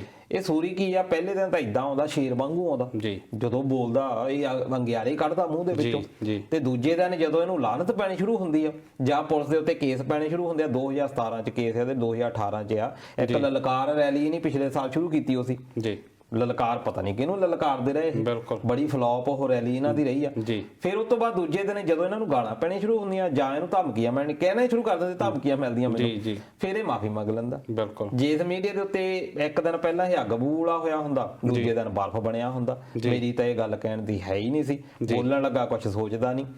ਪਰ ਇਹਨਾਂ ਦਾ ਅਸਲੀ ਏਜੰਡਾ ਕੀ, ਤੁਸੀਂ 2017 ਦੇ ਵਿੱਚ ਇੱਕ ਭਾਰਦਵਾਜ ਨਾਂ ਦਾ ਵਿਅਕਤੀ ਸੀ ਜੀ, ਉਹ ਵੀ ਇਦਾਂ ਦਾ ਸ਼ਿਵ ਸੈਨਾ ਦਾ ਬੰਦਾ ਸੀ। ਉਹਨੇ ਕਿਹਾ ਵੀ ਮੈਨੂੰ ਮੇਰੇ ਉੱਤੇ ਅਟੈਕ ਹੋ ਗਿਆ, ਮੋਟਰਸਾਈਕਲ ਦੇ ਉੱਤੇ ਬੰਦੇ ਆਏ ਆ ਤੇ ਮੇਰੀ ਜਿਹੜੀ ਕਾਰ ਦਾ ਸ਼ੀਸ਼ਾ ਤੋੜ ਦਿੱਤਾ। ਬਾਅਦ ਦੇ ਵਿੱਚ ਇਨਵੈਸਟੀਗੇਸ਼ਨ ਹੋਈ, ਇਨਵੈਸਟੀਗੇਸ਼ਨ ਦੇ ਵਿੱਚ ਲੱਭਿਆ ਕੁਝ ਨਹੀਂ, ਕੋਈ ਕਿਤੇ ਉਹਦੇ ਬਾਅਦ ਪਤਾ ਲੱਗਾ ਵੀ ਇਹਨੇ ਆਪਣੇ ਉੱਤੇ ਅਟੈਕ ਆਪੇ ਕਰਵਾਇਆ ਸੀ। ਅਸਲ ਵਿੱਚ ਇਹ ਸਿਕਿਉਰਿਟੀ ਲੈਣੀ ਚਾਹੁੰਦੇ ਆ, ਇਹ ਸੂਰੀ ਆ, ਇਹਨੂੰ ਸਿਕਿਉਰਿਟੀ ਦਿੱਤੀ ਹੋਈ ਆ। ਉਹ ਸਰਕਾਰ ਵੀ ਡਰਦੀ ਹੁੰਦੀ ਆ ਵੀ ਜਿੱਦਾਂ ਇਹ ਭੌਂਕਦਾ ਵੀ ਕਿਸੇ ਕੋਈ ਵੀ ਅਟੈਕ ਇਹਦੇ ਉੱਤੇ ਕਰ ਸਕਦਾ।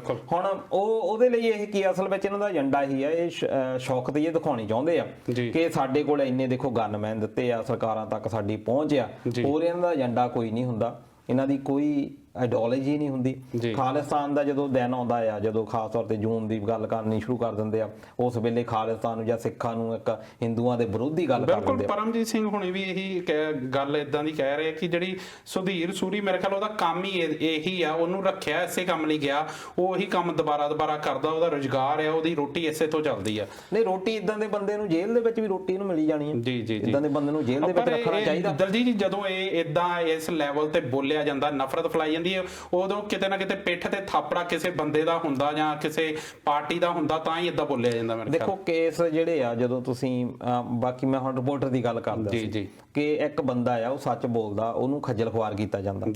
ਸੂਰੀ ਵਰਗੇ ਬੰਦੇ ਨੂੰ ਖੱਜਲ ਖੁਆਰੀ ਕੋਈ ਨਹੀਂ ਕਰਦਾ। ਬਿਲਕੁਲ। ਜੇ ਤੁਸੀਂ ਹੁਣ ਇਹਨੂੰ ਵੀ ਭੜਕਾਇਆ ਜਾ ਸਕਦਾ, ਜੇ ਤੇ ਕੇਸ ਕਰੋ ਬਠਿੰਡੇ ਦੇ ਵਿੱਚ, ਇੱਕ ਕਰੋ ਇਹਨੂੰ ਜਲੰਧਰ ਦੇ ਵਿੱਚ, ਇੱਕ ਕਰੋ ਇਹਨੂੰ ਅੰਮ੍ਰਿਤਸਰ ਦੇ ਵਿੱਚ, ਇਹ ਘੁੰਮਦਾ ਹੀ ਰਹਿ ਜਵੇ। ਪਰ ਲੋਕਾਂ ਦੇ ਵਿੱਚ ਅਵੇਅਰਨੈਸ ਦੀ ਬਹੁਤ ਜ਼ਰੂਰਤ ਹੈ। ਲੋਕ ਕਹਿ ਦਿੰਦੇ ਆ ਵੀ ਇਹ ਚਲੋ ਕਰਦਾ ਆ, ਸਾਨੂੰ ਇਹਦੇ ਨਾਲ ਕੀ ਲੈਣ ਦੇਣੇ ਆ। ਪਰ ਕੁਝ ਜਿਹੜੇ ਆ ਭਾਵਕ ਹੁੰਦੇ ਆ ਲੋਕ, ਉਹਨਾਂ ਦੇ ਉੱਤੇ ਬਹੁਤ ਇਹ ਗੱਲ ਅਸਰ ਕਰ ਜਾਂਦੀ। ਉਹ ਕਈ ਵਾਰੀ ਉਹਦਾ ਨਤੀਜਾ ਇਹ ਨਿਕਲ ਜਾਂਦਾ ਕਿ ਉਹ ਖਾਸ ਤੌਰ ਤੇ ਸਾਡੀ ਜਿਹੜੀ ਜਵਾਨੀ ਆ, ਇੱਕ ਪਾਸੇ ਤਾਂ ਹੁਣ ਅਸੀਂ ਨਸ਼ਿਆਂ ਦੇ ਵਿੱਚ ਗਲਤਾਨ ਹੋ ਗਏ, ਦੂਜਾ ਹੈ ਕਿ ਸਾਡੇ ਜਿਹੜੇ ਵਧੀਆ ਬੱਚੇ ਸੀਗੇ ਜਿਹੜੇ ਕੁਝ ਕਰ ਸਕਦੇ ਸੀ ਦੇਸ਼ ਦੇ ਲਈ, ਉਹ ਬਾਹਰ ਜਾਣੇ ਸ਼ੁਰੂ ਹੋ ਗਏ। ਉਹਨਾਂ ਨੂੰ ਲੱਗਾ ਤੇ ਪੇਰੈਂਟਸ ਵੀ ਸੋਚਦੇ ਆ ਵੀ ਇੱਥੇ ਅਸੀਂ ਕਿੱਥੇ ਇਹਨਾਂ ਨੂੰ ਖੱਜਲ ਖੁਆਰ ਕਰਾਉਣਾ, ਉਹਨਾਂ ਨੂੰ ਅਸੀਂ ਬਾਹਰ ਭੇਜ ਦਿੰਦੇ ਆ। ਹੁਣ ਉੱਥੇ ਜਿਹੜੀ ਆਬਾਦੀ ਰਹਿ ਜਾਂਦੀ ਆ, ਉਹਨੂੰ ਫਿਰ ਇਹੋ ਜਿਹੇ ਲੋਕ ਜਿਹੜੇ ਆ ਉਹ ਖਰਾਬ ਕਰਦੇ, ਟਾਰਗੇਟ ਕਰਦੇ ਆ। ਬਿਲਕੁਲ। ਇੱਥੇ ਜਗਤਾਰ ਸਿੰਘ ਹੁਣਾਂ ਦੀ ਵੀ ਇੱਕ ਟਿੱਪਣੀ ਆਈ, ਉਹ ਕਹਿ ਰਹੇ ਕਿ ਆਪਾਂ ਨੂੰ ਜਿਹੜਾ ਸੂਰੀ ਵਰਗਿਆਂ ਤੇ ਟਾਈਮ ਵੀ ਨਹੀਂ ਖਰਾਬ ਕਰਨਾ ਚਾਹੀਦਾ, ਇਹਨਾਂ ਨੂੰ ਅਹਿਮੀਅਤ ਨਹੀਂ ਦੇਣੀ ਚਾਹੀਦੀ। ਪਰ ਮੇਰਾ ਖਿਆਲ ਕਿਤੇ ਨਾ ਕਿਤੇ ਜਦੋਂ ਇਸ ਲੈਵਲ ਤੇ, ਇਸ ਪੱਧਰ ਤੇ ਬੋਲਿਆ ਜਾਂਦਾ ਤੇ ਕਿਤੇ ਨਾ ਕਿਤੇ ਜਵਾਬ ਦੇਣਾ ਜਿਹੜਾ ਜ਼ਰੂਰੀ ਹੋ ਜਾਂਦਾ ਹੈ। ਦੇਖੋ ਟਾਈਮ ਇਸ ਕਰਕੇ ਦੇਣਾ ਹੁੰਦਾ ਤਾਂ ਕਿ ਲੋਕੀ ਅਵੇਅਰ ਰਹਿਣ। ਕਈ ਵਾਰੀ ਕੀ ਹੁੰਦਾ ਕਿ ਅਸੀਂ ਉਹਦੇ ਕੁਝ ਸਾਡੇ ਦੇਖੋ ਮਾਈਂਡ ਜਿਹੜਾ ਆ ਤਿੰਨ ਤਰ੍ਹਾਂ ਕੰਮ ਕਰਦਾ, ਕੌਨਸ਼ੀਅਸ, ਅਨਕੌਨਸ਼ੀਅਸ, ਸਬਕੌਨਸ਼ੀਅਸ। ਬਿਲਕੁਲ। ਸਬਕੌਨਸ਼ੀਅਸ ਇਦਾਂ ਹੁੰਦਾ ਕਿ ਸਾਨੂੰ ਕਈ ਵਾਰੀ ਚੀਜ਼ਾਂ ਸਾਡੇ ਅੰਦਰ ਜਾ ਰਹੀਆਂ ਹੁੰਦੀਆਂ ਪਰ ਸਾਨੂੰ ਪਤਾ ਨਹੀਂ ਲੱਗਦਾ ਹੁੰਦਾ। ਦਿਮਾਗ ਉਹਦੇ ਉੱਤੇ ਇੱਕ ਦੇਖ ਰਿਹਾ ਹੁੰਦਾ, ਉਹਦੇ ਉੱਤੇ ਨਿਗਾਹ ਰੱਖ ਰਿਹਾ ਹੁੰਦਾ, ਪਰ ਸਾਨੂੰ ਅਵੇਅਰਨੈਸ ਨਹੀਂ ਹੁੰਦੀ। ਅਸੀਂ ਸਾਡਾ ਇੱਥੇ ਸੂਰੀ ਦਾ ਕਾਰਨ ਦਾ ਸਾਨੂੰ ਵੀ ਪਤਾ ਆ ਕਿ ਇਹਦੇ ਬਾਰੇ ਗੱਲ ਕਰਨੀ ਹੈ, ਕੋਈ ਐਡਾ ਵੱਡਾ ਨਹੀਂ, ਅਸੀਂ ਉਹਨੂੰ ਪ੍ਰਮੋਟ ਕਰ ਰਹੇ ਹਾਂ। ਪਰ ਅਸਲ ਦੇ ਵਿੱਚ ਅਸੀਂ ਆਪਣੀ ਉਹ ਜਵਾਨੀ ਨੂੰ ਜਿਹੜੀ ਇੱਕ ਸਿੱਖ ਹਿੰਦੂ ਏਕਤਾ ਆ, ਅੱਜ ਤੱਕ ਉਹ ਹੋਰ ਕੋਈ ਸਮੱਸਿਆ ਨਹੀਂ। ਅਸੀਂ ਬੜੇ ਵਧੀਆ ਪਿੰਡਾਂ ਦੇ ਵਿੱਚ ਹੀ ਬੜੇ ਵਧੀਆ ਰਹਿੰਦੇ ਹਾਂ, ਸਾਨੂੰ ਤਾਂ ਕੋਈ ਸਮੱਸਿਆ ਨਹੀਂ। ਅਸੀਂ ਉਸ ਭਾਈਚਾਰੇ ਨੂੰ ਕਹਿਣਾ ਚਾਹੁੰਦੇ ਹਾਂ ਕਿ ਤੁਸੀਂ ਇਹਨਾਂ ਬੰਦਿਆਂ ਦੇ ਮਗਰ ਨਾ ਲੱਗੋ, ਚਾਹੇ ਉਹ ਹਿੰਦੂ ਭਾਈਚਾਰਾ ਆ, ਇਹਨਾਂ ਦੀਆਂ ਜਿਹੜੀਆਂ, ਚਾਹੇ ਸਿੱਖਾਂ ਦਾ ਵੀ ਕੋਈ ਬੰਦਾ ਇਦਾਂ ਦੀ ਗੱਲ ਕਰਦਾ ਜਿਹੜਾ ਹੇਟ ਸਪੀਚ ਦਿੰਦਾ, ਕਿਸੇ ਵੀ ਵਰਗ ਨਾ ਹੋਵੇ, ਚਾਹੇ ਮੁਸਲਮਾਨ ਦਾ ਹੋਵੇ, ਅਸੀਂ ਉਹਦੀ ਪੜਚੋਲ ਕਰਦੇ ਆ ਕਿ ਨਿੰਦਾ ਕਰਦੇ ਆ ਕਿ ਇਹੋ ਜਿਹਾ ਨਹੀਂ ਹੋਣਾ ਚਾਹੀਦਾ, ਤਾਂ ਕਿ ਲੋਕਾਂ ਦੇ ਵਿੱਚ ਇੱਕ ਭਾਈਚਾਰਾ ਜਿਹੜਾ ਆ ਉਹ ਬਣਿਆ ਰਹੇ। ਜੀ ਬਿਲਕੁਲ। ਤੁਸੀਂ ਜੇਲ੍ਹ ਦੀ ਗੱਲ ਕੀਤੀ ਕਿ ਜੇਲ੍ਹ 'ਚ ਵੀ ਰੋਟੀ ਮਿਲਦੀ, ਉੱਥੇ ਪਰਮਜੀਤ ਭੁੱਲਰ ਹੁਣੀ ਕਹਿੰਦੇ ਕਿ ਜੇਲ੍ਹ 'ਚ ਰੋਟੀ ਤਾਂ ਮਿਲਦੀ ਪਰ ਉੱਥੇ ਰੋਟੀ, ਇੱਥੇ ਉਹ ਸਜ਼ਾ ਨਹੀਂ ਕੱਟਦੇ, ਮੌਜਾਂ ਕਰਦੇ ਆ, ਪੁਲਿਸ ਦੀ ਟਾਊਟੀ ਕਰਦੇ ਆ। ਦਲਜੀਤ ਜੀ, ਇਸ ਤੋਂ ਬਾਅਦ ਮੈਂ ਗੱਲ ਕਰਨੀ ਚਾਹੂੰਗਾ, ਪੰਜਾਬ ਵੱਲ ਜਾਣਾ ਚਾਹੂੰਗਾ। ਪੰਜਾਬ 'ਚ ਕਹਿੰਦੇ ਹੁੰਦੇ, ਵੈਸੇ ਕਹਿੰਦੇ ਕਿ ਜਦੋਂ ਟਾਈਮ ਮਾੜਾ ਹੁੰਦਾ ਤਾਂ ਆਪਣੇ ਜਿਹੜੇ ਪੱਕੇ ਯਾਰ ਬੇਲੀ ਆ ਉਹ ਵੀ ਛੱਡ ਜਾਂਦੇ ਆ। ਆਪਾਂ ਪਿਛਲੇ ਹਫਤੇ ਵੀ ਜਿਹੜੇ ਬਾਦਲ ਸਾਹਿਬ ਦੀ ਗੱਲ ਕੀਤੀ ਸੀ, ਹੁਣ ਉਹਨਾਂ ਦੇ ਜਿਹੜੇ ਪੱਕੇ ਸਾਥੀ ਸੀ ਸੁਖਦੇਵ ਸਿੰਘ ਢੀਂਡਸਾ ਹੋਣੀ, ਜਿਹੜੇ ਕੇਂਦਰੀ ਮੰਤਰੀ ਵੀ ਰਹੇ ਆ, ਉਹ ਹੁਣ ਪਿਛਲੇ ਕਾਫੀ ਦਿਨਾਂ ਤੋਂ, ਕਾਫੀ ਸਮੇਂ ਤੋਂ ਪਾਰਟੀ ਤੋਂ ਵੱਖ ਹੋ ਗਏ ਸੀ। ਉਹਨਾਂ ਨੇ ਇੱਕ ਹੁਣ ਨਵੀਂ ਪਾਰਟੀ ਬਣਾ ਲਈ ਆ, ਸ਼੍ਰੋਮਣੀ ਅਕਾਲੀ ਦਲ ਡੈਮੋਕ੍ਰੈਟਿਕ। ਇੱਕ ਪਹਿਲਾਂ ਟਕਸਾਲੀ ਸ਼੍ਰੋਮਣੀ ਅਕਾਲੀ ਦਲ ਬਣਿਆ ਸੀ, ਹੁਣ ਇਹ ਪਾਰਟੀ ਬਣ ਗਈ। ਤੁਹਾਨੂੰ ਲੱਗਦਾ ਨਹੀਂ ਕਿ ਜਿਹੜੇ ਬਾਪੂ ਬਾਦਲ ਨੇ ਆਪਣੇ ਮਿਹਨਤ ਕਰਕੇ ਇੰਨੇ ਸਾਲਾਂ ਨਾਲ ਇੱਕ ਪਾਰਟੀ ਬਣਾਈ ਆ, ਉਹ ਖੇਰੂ ਹੋ ਰਹੀ ਕਿਤੇ ਲੱਗਦੀ? ਦੇਖੋ ਇਹ ਵੀ ਗਲਤ ਆ ਕਿ ਬਾਦਲ ਨੇ ਕੋਈ ਪਾਰਟੀ ਬਣਾਈ ਆ।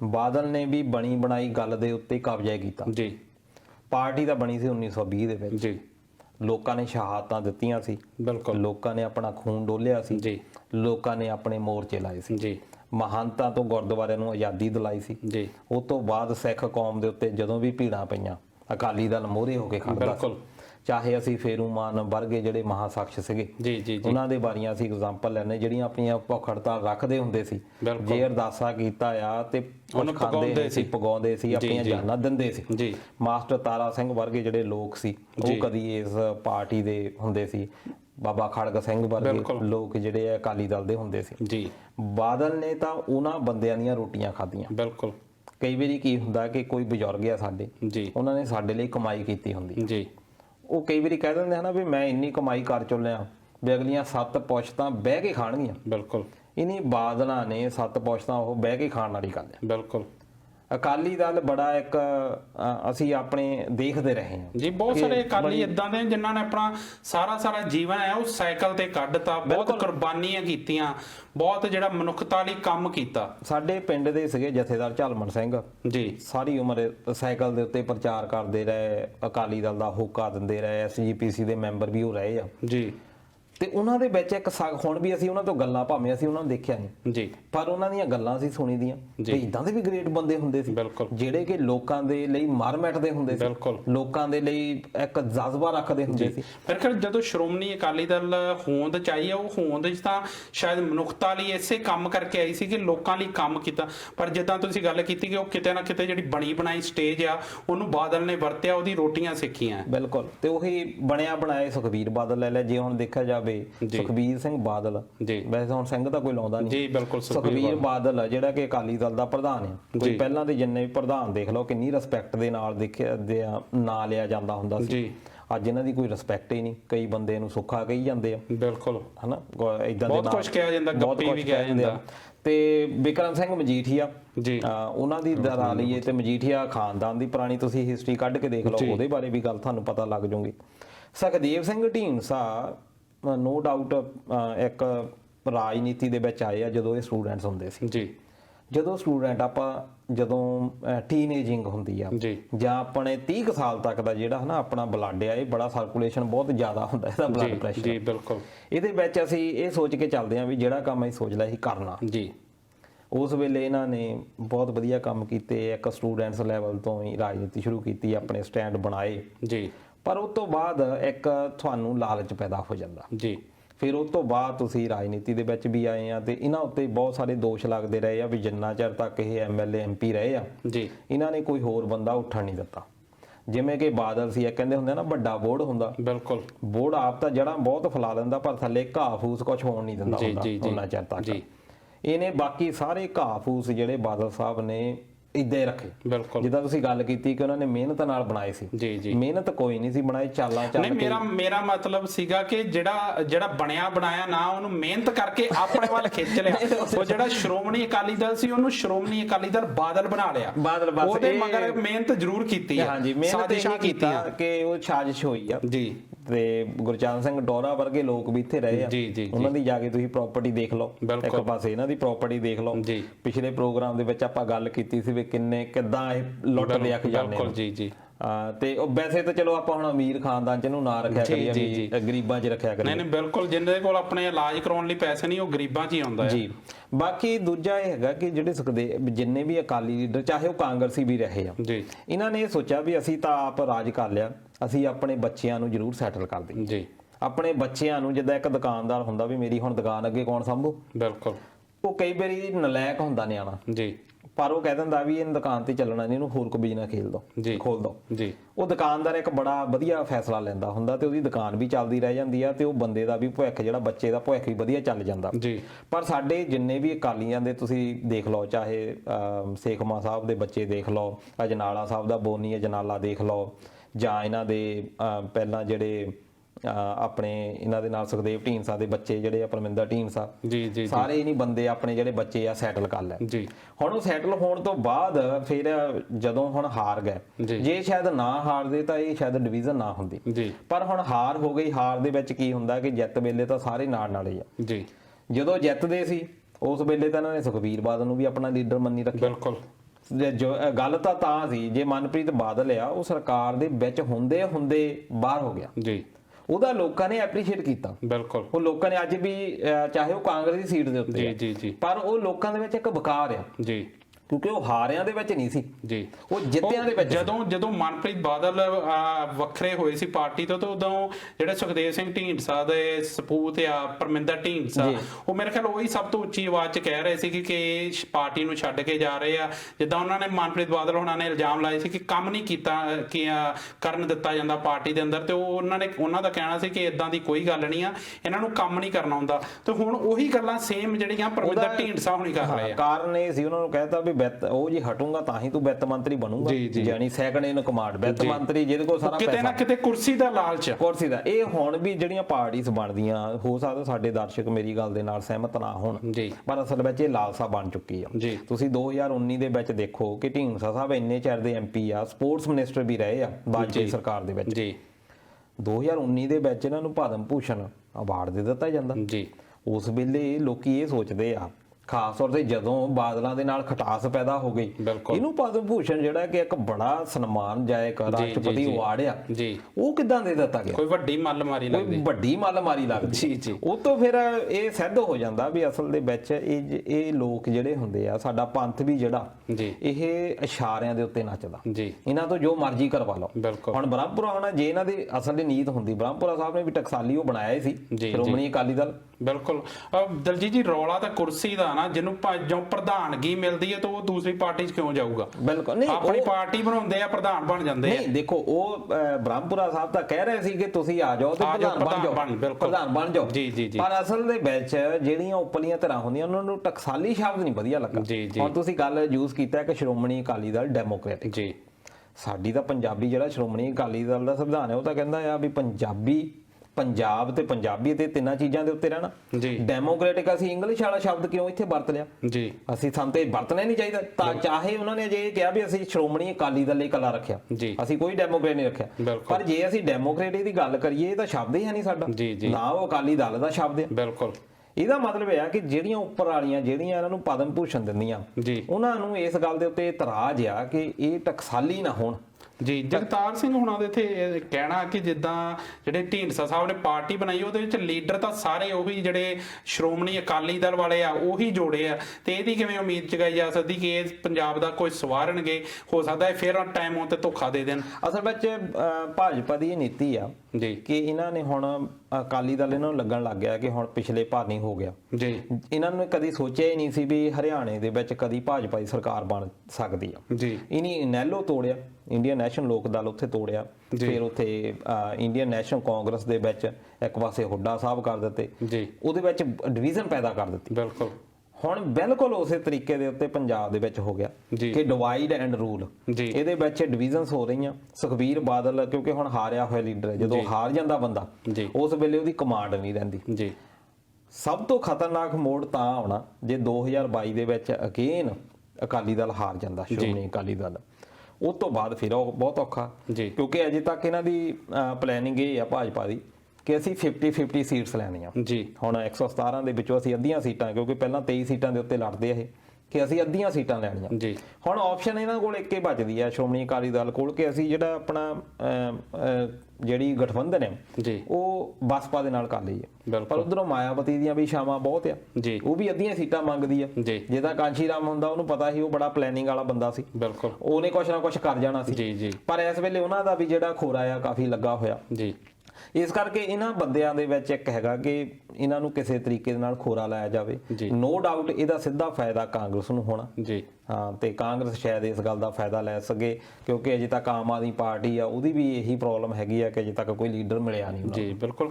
ਦਲਜੀਤ ਜੀ ਵੇਖੋ, ਜਿਹੜੀਆਂ MLA ਆ ਪੰਜਾਬ 'ਚ ਉਹ 117 ਆ, 13 MP ਆ, 7 ਰਾਜ ਸਭਾ ਮੈਂਬਰ ਆ, ਮੰਤਰੀ ਸੰਤਰੀ ਤਾਂ ਕੁੱਲ ਮਿਲਾ ਕੇ ਮੇਰੇ ਖਿਆਲ 130-35 ਬਣ ਜਾਂਦੇ, ਪਰ ਜਿਹੜੇ ਲੋਕਾਂ ਦੀ ਗੱਲ ਕਰਦੇ ਆ, ਪੰਜਾਬ ਦੀ ਗੱਲ ਕਰਦੇ ਆ, ਉਹ ਮੇਰੇ ਖਿਆਲ ਪੋਟਿਆਂ ਤੇ ਗਿਣੇ ਜਾ ਸਕਦੇ ਆ। ਕੁਝ ਚੋਣ 196 ਜਿਹੜੇ ਬੰਦੇ ਆ ਉਹ ਪੰਜਾਬੀਅਤ ਦੀ ਗੱਲ ਕਰਦੇ ਆ। ਸੋ ਜਿੰਨਾ ਚਿਰ ਜਿਹੜੀ ਲੋਕਾਂ ਦੇ ਮੁੱਦਿਆਂ ਦੀ ਗੱਲ ਨਹੀਂ ਹੁੰਦੀ, ਮੇਰੇ ਖਿਆਲ ਜਿੰਨੀਆਂ ਮਰਜ਼ੀ ਫਰੰਟ ਬਣ ਜਾਣ, 5-7-10 ਪਾਰਟੀਆਂ ਬਣ ਜਾਣ, ਉਦੋਂ ਤੱਕ ਮਸਲੇ ਹੱਲ ਨਹੀਂ ਹੋਣੇ। ਇੱਥੇ ਰਣਜੀਤ ਸਿੰਘ ਗਿੱਲ ਹੁਣਾਂ ਨੇ ਵੀ ਇਦਾਂ ਦੀ ਗੱਲ ਕੀਤੀ, ਉਹ ਕਹਿੰਦੇ ਕਿ ਫਰੰਟ ਚਾਹੇ ਜਿੰਨੇ ਮਰਜ਼ੀ ਬਣ ਜਾਣ, ਪਰ ਅੰਤ ਤੇ ਜਿਹੜਾ 2022 ਚੋਂ ਫਿਰ ਕਾਂਗਰਸ ਜਾਂ ਅਕਾਲੀ ਦਲ ਬਾਦਲ ਇਹਨਾਂ ਵਿੱਚ ਹੀ ਕੰਪੀਟੀਸ਼ਨ ਹੋਣਾ, ਇਹਨਾਂ ਚੋਂ ਜਿੱਤਣਾ ਕਿਸੇ ਨੇ, ਕਿਉਂਕਿ ਹੋਰ ਕੋਈ ਆਪਸ਼ਨ ਹੈ ਨਹੀਂ। ਜੀ ਫਿਰ ਉੱਥੇ ਹੋ ਗਿਆ ਨਾ, ਬਿਲਕੁਲ, ਸਾਡੇ ਕਿਉਂਕਿ ਲੋਕਾਂ ਕੋਲ ਆਪਸ਼ਨ ਕੁਰਸੀ ਦਾ ਆਪਸ ਚ ਇਕੱਠੇ ਕਰਦੇ ਨਹੀਂ। ਹਰ ਜਿਹੜੀ ਪਾਰਟੀ ਬਣਦੀ ਆ ਆਪਣੇ ਆਪ ਨੂੰ ਤੀਸਰਾ ਬਦਲ ਕਹਿੰਦੀ ਆ। ਦੇਖੋ ਅਸੀਂ ਇਸ ਪ੍ਰੋਗਰਾਮ ਦਾ ਜਿੱਦਾਂ ਪਹਿਲਾਂ ਵੀ ਕਿਹਾ ਸੀ ਕਿ ਸਾਨੂੰ ਟਾਈਮ ਨਹੀਂ ਬਰਬਾਦ ਕਰਨਾ ਚਾਹੀਦਾ ਇਹਨਾਂ ਗੱਲਾਂ ਦੇ ਉੱਤੇ। ਜੀ ਅਸਲ ਦੇ ਵਿੱਚ ਕੀ ਹੈ ਕਿ ਅਸੀਂ ਆਪਣੀ ਜਿਹੜੀ ਯੂਥ ਆ, ਖਾਸ ਤੌਰ ਤੇ ਸਾਨੂੰ ਭਾਵੇਂ 10 ਬੰਦੇ ਦੇਖਣ, ਅਸੀਂ ਬਹੁਤਾ ਇਸ ਪ੍ਰੋਗਰਾਮ ਦੇ ਵਿੱਚ ਮੈਂ ਇਹ ਨਹੀਂ ਕਦੀ ਸੋਚਦਾ ਕਿ ਸਾਨੂੰ ਕਿੰਨੇ ਬੰਦੇ ਅਸੀਂ ਰੀਚ ਕਿੰਨੀ ਕਰਨੀ, ਭਾਵੇਂ ਇੱਕ ਬੰਦਾ ਵੀ ਸੁਣੇ, ਜੀ ਪਰ ਉਹ ਆਪਣੇ ਦਿਮਾਗ ਨੂੰ ਇਹ ਡਿਵੈਲਪ ਕਰੇ ਕਿ ਮੈਂ ਕਿਸੇ ਪਾਰਟੀ ਨੂੰ ਵੋਟ ਨਹੀਂ ਪਾਉਣੀ, ਜੀ ਮੈਂ ਇੱਕ ਕੈਂਡੀਡੇਟ ਨੂੰ ਵੋਟ ਪਾਉਣੀ। ਜੀ ਜਿੰਨਾ ਚਿਰ ਤੱਕ ਆਮ ਬੰਦਾ ਇਹ ਨਹੀਂ ਸੋਚਦਾ ਪੰਜਾਬ ਦਾ ਜੀ ਕਿ ਮੈਂ ਪਾਰਟੀ ਨੂੰ ਵੋਟ ਨਹੀਂ ਪਾਉਣੀ, ਮੈਂ ਕੈਂਡੀਡੇਟ ਨੂੰ ਵੋਟ ਪਾਉਣੀ ਆ, ਉਸ ਦਿਨ ਤੱਕ ਕਾਮਯਾਬ ਨਹੀਂ ਅਸੀਂ ਹੋਣਾ। ਪਰ ਸਾਡੀ ਤਰਾਸਦੀ ਇਹ ਆ, ਅਸੀਂ ਅੱਜ ਵੀ ਚਾਹੇ ਸਾਡੇ ਦਰਸ਼ਕ ਗੁੱਸਾ ਵੀ ਕਰਨਗੇ, ਜੀ ਇੱਕ ਸੋਚ ਕੇ ਦੇਖਿਓ ਕਿ ਕੀ ਅਸੀਂ ਉੱਥੇ ਨਹੀਂ ਵੋਟ ਪਾਉਂਦੇ ਜਿੱਥੇ ਸਾਡੇ ਡੈਡੀ ਪਾਉਂਦੇ ਸੀ। ਬਿਲਕੁਲ, ਮੇਰੇ ਖਿਆਲ ਦਲਜੀਤ ਜੀ ਮੈਂ ਹਮੇਸ਼ਾ ਇਹ ਕਹਿੰਦਾ ਨਾ ਵੀ ਸਾਨੂੰ ਕਿਤੇ ਨਾ ਕਿਤੇ ਜਿਹੜੀਆਂ ਆਪਣੀਆਂ ਪ੍ਰਾਇੋਰਟੀਜ਼ ਆ ਉਹ ਨਿਸ਼ਚਿਤ ਕਰਨੀਆਂ ਪੈਣੀਆਂ। ਬੜੀਆਂ ਥਾਵਾਂ ਤੇ ਇਦਾਂ ਦਾ ਲਿਖਿਆ ਹੁੰਦਾ ਕਿ ਪਾਪਾ ਜੀ ਨਾ ਪੀਓ ਸ਼ਰਾਬ, ਮੈਨੂੰ ਲੈ ਦਿਓ ਇੱਕ ਕਿਤਾਬ। ਸੋ ਇਹ ਸਾਨੂੰ ਸੋਚਣਾ ਪੈਣਾ ਵੀ ਅਸੀਂ ਉਸ ਪਾਰਟੀ ਨੂੰ ਵੋਟ ਪਾਉਣੀ ਆ ਜਿਹੜੀ ਸਾਨੂੰ ਸ਼ਰਾਬ ਦੀ ਬੋਤਲ ਦੇਵੇ ਜਾਂ ਸਾਡੇ ਬੱਚੇ ਲਈ ਕਿਤਾਬ ਲਵੇ। ਇਹ ਅਸੀਂ ਸੋਚਾਂਗੇ, ਇਹ ਸਾਨੂੰ ਆਪਣਾ ਜਿਹੜਾ ਵੋਟ ਦਾ ਹੱਕ ਹੈ ਉਹ ਬੜਾ ਸੋਚ ਸਮਝ ਕੇ ਵਰਤਣਾ ਪੈਣਾ। ਬਹੁਤ ਵੱਡੀ ਤਾਕਤ ਦਿੱਤੀ ਹੈ ਲੋਕਤੰਤਰ ਦੇ ਵਿੱਚ, ਇਹ ਸਾਰੀ ਸਾਡੇ ਹੱਥ ਆ, ਪਰ ਅਸੀਂ ਕਿਤੇ ਨਾ ਕਿਤੇ ਉਹ ਤੋਂ ਖੁੰਝਦੇ ਜਾਂਦੇ। ਤੁਸੀਂ ਦੇਖੋ ਸ਼੍ਰੋਮਣੀ ਅਕਾਲੀ ਦਲ ਜਿਹੜਾ ਕਿ ਸਿੱਖ ਪਰੰਪਰਾਵਾਂ ਦੀ ਗੱਲ ਕਰਦਾ, ਤੁਸੀਂ ਜਾ ਕੇ ਵੋਟਾਂ ਵੇਲੇ ਜਾ ਕੇ ਤਾਂ ਪੁੱਛੋ ਲੋਕਾਂ ਦੇ ਕੋਲੋਂ ਜਿੱਥੋਂ ਸ਼ਰਾਬ ਆਈ ਆ। ਉਹ ਅਕਾਲੀ ਤਾਂ ਕਹਿੰਦੇ ਹੀ ਨਹੀਂ, ਉਹ ਸਿੱਧਾ ਕਹਿੰਦੇ ਅਕਾਲੀ ਦਲ ਤੋਂ ਆਇਆ, ਠੀਕ ਹੈ, ਅਕਾਲੀ ਦਲ ਤੋਂ ਆਇਆ। ਇੱਦਾਂ ਗੁਰਦੁਆਰਾ ਪ੍ਰਬੰਧਕ ਕਮੇਟੀ ਆ, ਉਹਨੂੰ ਸਿੱਧਾ ਕਹਿੰਦੇ ਆ ਜੀ ਗੁਰਦੁਆਰਾ ਕਮੇਟੀ ਆ ਜਾਂ ਕੋਈ ਪ੍ਰਬੰਧਕ ਕਮੇਟੀ, ਪੂਰੀ ਬੋਲਦਾ ਹੀ ਨਹੀਂ ਕੋਈ। ਉਹਦੇ ਨਾਲ ਕੀ ਹੋਇਆ ਕਿ ਅੱਗੇ ਸਤਿਕਾਰ ਹੁੰਦਾ ਹੈ, ਅਸੀਂ ਮਹਾਰਾਜ ਦਾ ਨਾਮ ਵੀ ਲੈਂਦੇ ਹੁੰਦੇ ਸੀ, ਕਿੰਨਾ ਵੱਡਾ ਕਰਕੇ ਲੈਂਦੇ ਸੀ, ਸ਼੍ਰੀ ਗੁਰੂ ਨਾਨਕ ਦੇਵ ਜੀ। ਬਿਲਕੁਲ ਠੀਕ ਹੈ ਜੀ। ਤੇ ਅੱਜ ਕੱਲ ਕਹਿੰਦੇ ਆ ਨਾਨਕ ਦੇਵ ਜੀ। ਠੀਕ ਹੈ, ਸਾਡੇ ਵਿੱਚ ਉਹ ਜਿਹੜੀਆਂ ਇੱਕ ਸਮਰਪਣ ਸੀ, ਸਾਡੀਆਂ ਜਿਹੜੀਆਂ ਪਰੰਪਰਾਵਾਂ ਸੀ, ਸਾਡਾ ਜਿਹੜਾ ਸਨਮਾਨ ਸੀ, ਸਾਡਾ ਸਤਿਕਾਰ ਸੀ, ਉਹ ਕਿਸੇ ਨਾ ਕਿਸੇ ਤਰੀਕੇ ਦਾ ਨਾਲ ਅਲਦੈਗੀ ਵਿੱਚ ਚਲੇ ਗਿਆ। ਸਾਨੂੰ ਇਹਨਾਂ ਚੀਜ਼ਾਂ ਦੇ ਬਾਰੇ ਅਵੇਅਰ ਹੋਣਾ ਪੈਣਾ ਤੇ ਲੋਕਾਂ ਨੂੰ ਵੀ ਇਸ ਗੱਲ ਦੇ ਬਾਰੇ ਸੋਚਣਾ ਪੈਣਾ ਕਿ ਇਹ ਸਾਨੂੰ ਏਦਾਂ ਹੀ ਠੱਗਦੇ ਰਹਿਣਗੇ। ਇਹਨਾਂ ਨੇ ਆਪਣੇ ਪੇਟ ਪਾਲੇ ਆ, ਇਹਨਾਂ ਦੇ ਨਿਆਣੇ ਤੁਸੀਂ ਦੇਖੋ, ਸਾਡੇ ਸਰਕਾਰੀ ਸਕੂਲਾਂ ਦੇ ਉੱਤੇ ਖਰਚ ਨਹੀਂ ਕੀਤਾ ਜਾਂਦਾ, ਆਪਣੇ ਨਿਆਣੇ ਜਿਹੜੇ ਆ ਬਾਹਰ ਆਕਸਫੋਰਡ ਦੇ ਵਿੱਚ ਪੜਾਉਂਦੇ ਆ। ਸਾਨੂੰ ਇਹਨਾਂ ਚੀਜ਼ਾਂ ਦੇ ਉੱਤੇ ਜਦ ਤੱਕ ਕੰਮ ਨਹੀਂ ਕਰਦੇ, ਅਸੀਂ ਸਵਾਲ ਨਹੀਂ ਪੁੱਛਦੇ, ਉਹਨਾਂ ਚਿਰ ਤੱਕ ਸਾਡਾ ਸ਼ਾਇਦ ਨਿਪਟਾਰਾ ਨਾ ਹੋ ਪਾਵੇ। ਬਿਲਕੁਲ। ਸੋ ਫਿਰ ਉਹੀ ਗੱਲ ਆ ਕਿ ਜਿਹੜਾ ਰਾਈਟ ਹੈ ਉਹ ਸਾਡੇ ਕੋਲ ਹੈ। ਸੋ ਸੋਚਣਾ ਵੀ ਕਿਤੇ ਨਾ ਕਿਤੇ ਸਾਨੂੰ ਪੈਣਾ। ਜੇ ਅਸੀਂ ਚਾਹੁੰਦੇ ਹਾਂ ਪੰਜਾਬ ਬਦਲੇ ਤਾਂ ਉਹਦੇ ਲਈ ਹੱਲਾ ਵੀ ਜਿਹੜਾ ਹੈ ਉਹ ਸਾਨੂੰ ਮਾਰਨਾ ਪੈਣਾ। ਦਲਜੀਤ ਜੀ, ਬਹੁਤ ਸਾਰੇ ਦੋਸਤਾਂ ਨੇ ਅੱਜ ਸਾਡੇ ਨਾਲ ਸਾਂਝ ਪਾਈ ਆਪਣੀਆਂ ਟਿੱਪਣੀਆਂ ਦੇ ਰੂਪ ਦੇ ਵਿੱਚ। ਸਾਡੇ ਕੋਲੋਂ ਬਹੁਤ ਸਾਰੀਆਂ ਗੱਲਾਂ ਬਾਤਾਂ ਕਰਕੇ ਟਿੱਪਣੀਆਂ ਸਾਰੀਆਂ ਲਈਆਂ ਵੀ ਨਹੀਂ ਗਈਆਂ। ਸੋ ਦੋਸਤੋ, ਉਹਦੇ ਲਈ ਮਾਫੀ ਚਾਹੁੰਦੇ ਆ। ਦਲਜੀਤ ਜੀ, ਵੇਲਾ ਹੋ ਚੁੱਕਾ ਹੀ ਪ੍ਰੋਗਰਾਮ ਸਮਾਪਤ ਕਰਨ ਦਾ। ਤੁਸੀਂ ਆਏ, ਜਾਣਕਾਰੀਆਂ ਸਾਡੇ ਨਾਲ ਸਾਂਝੀਆਂ ਕੀਤੀਆਂ, ਉਹਦੇ ਲਈ ਬਹੁਤ ਬਹੁਤ ਧੰਨਵਾਦ। ਦੋਸਤੋ, ਉਮੀਦ ਕਰਦੇ ਹਾਂ ਤੁਹਾਨੂੰ ਜਿਹੜਾ ਪ੍ਰੋਗਰਾਮ ਹੈ ਪਸੰਦ ਆਇਆ ਹੋਵੇਗਾ। ਤੁਸੀਂ ਜੁੜੇ ਆਪਣੀਆਂ ਟਿੱਪਣੀਆਂ ਕੀਤੀਆਂ, ਉਹਦੇ ਲਈ ਬਹੁਤ ਬਹੁਤ ਧੰਨਵਾਦ। ਜੇ ਵੀ ਕੋਈ ਜਿਹੜੀਆਂ ਵੀ ਟਿੱਪਣੀਆਂ ਰਹਿ ਗਈਆਂ ਉਹਦੇ ਲਈ ਵੀ ਇੱਕ ਵਾਰ ਫਿਰ ਤੋਂ ਮਾਫੀ। ਤੁਸੀਂ ਜੁੜੇ ਰਹੋ ਇਦਾਂ ਇੰਡਸ ਟੀਵੀ ਆਸਟ੍ਰੇਲੀਆ ਨਾਲ। ਹੁਣ ਮਿਲਦੇ ਹਾਂ ਐਤਵਾਰ ਸ਼ਾਮਾਂ ਨੂੰ 7 ਵਜੇ, ਫਿਰ ਪ੍ਰੋਗਰਾਮ ਅਸੀਂ ਲਾਈਵ ਲੈ ਕੇ ਤੁਹਾਡੇ ਲਈ ਹਾਜ਼ਰ ਹੋਵਾਂਗੇ। ਤਦ ਤੱਕ ਦਿਓ ਇਜਾਜ਼ਤ। ਪਿਆਰ ਭਰੀ ਸਤਿ ਸ਼੍ਰੀ ਅਕਾਲ। ਸਤਿ ਸ਼੍ਰੀ ਅਕਾਲ।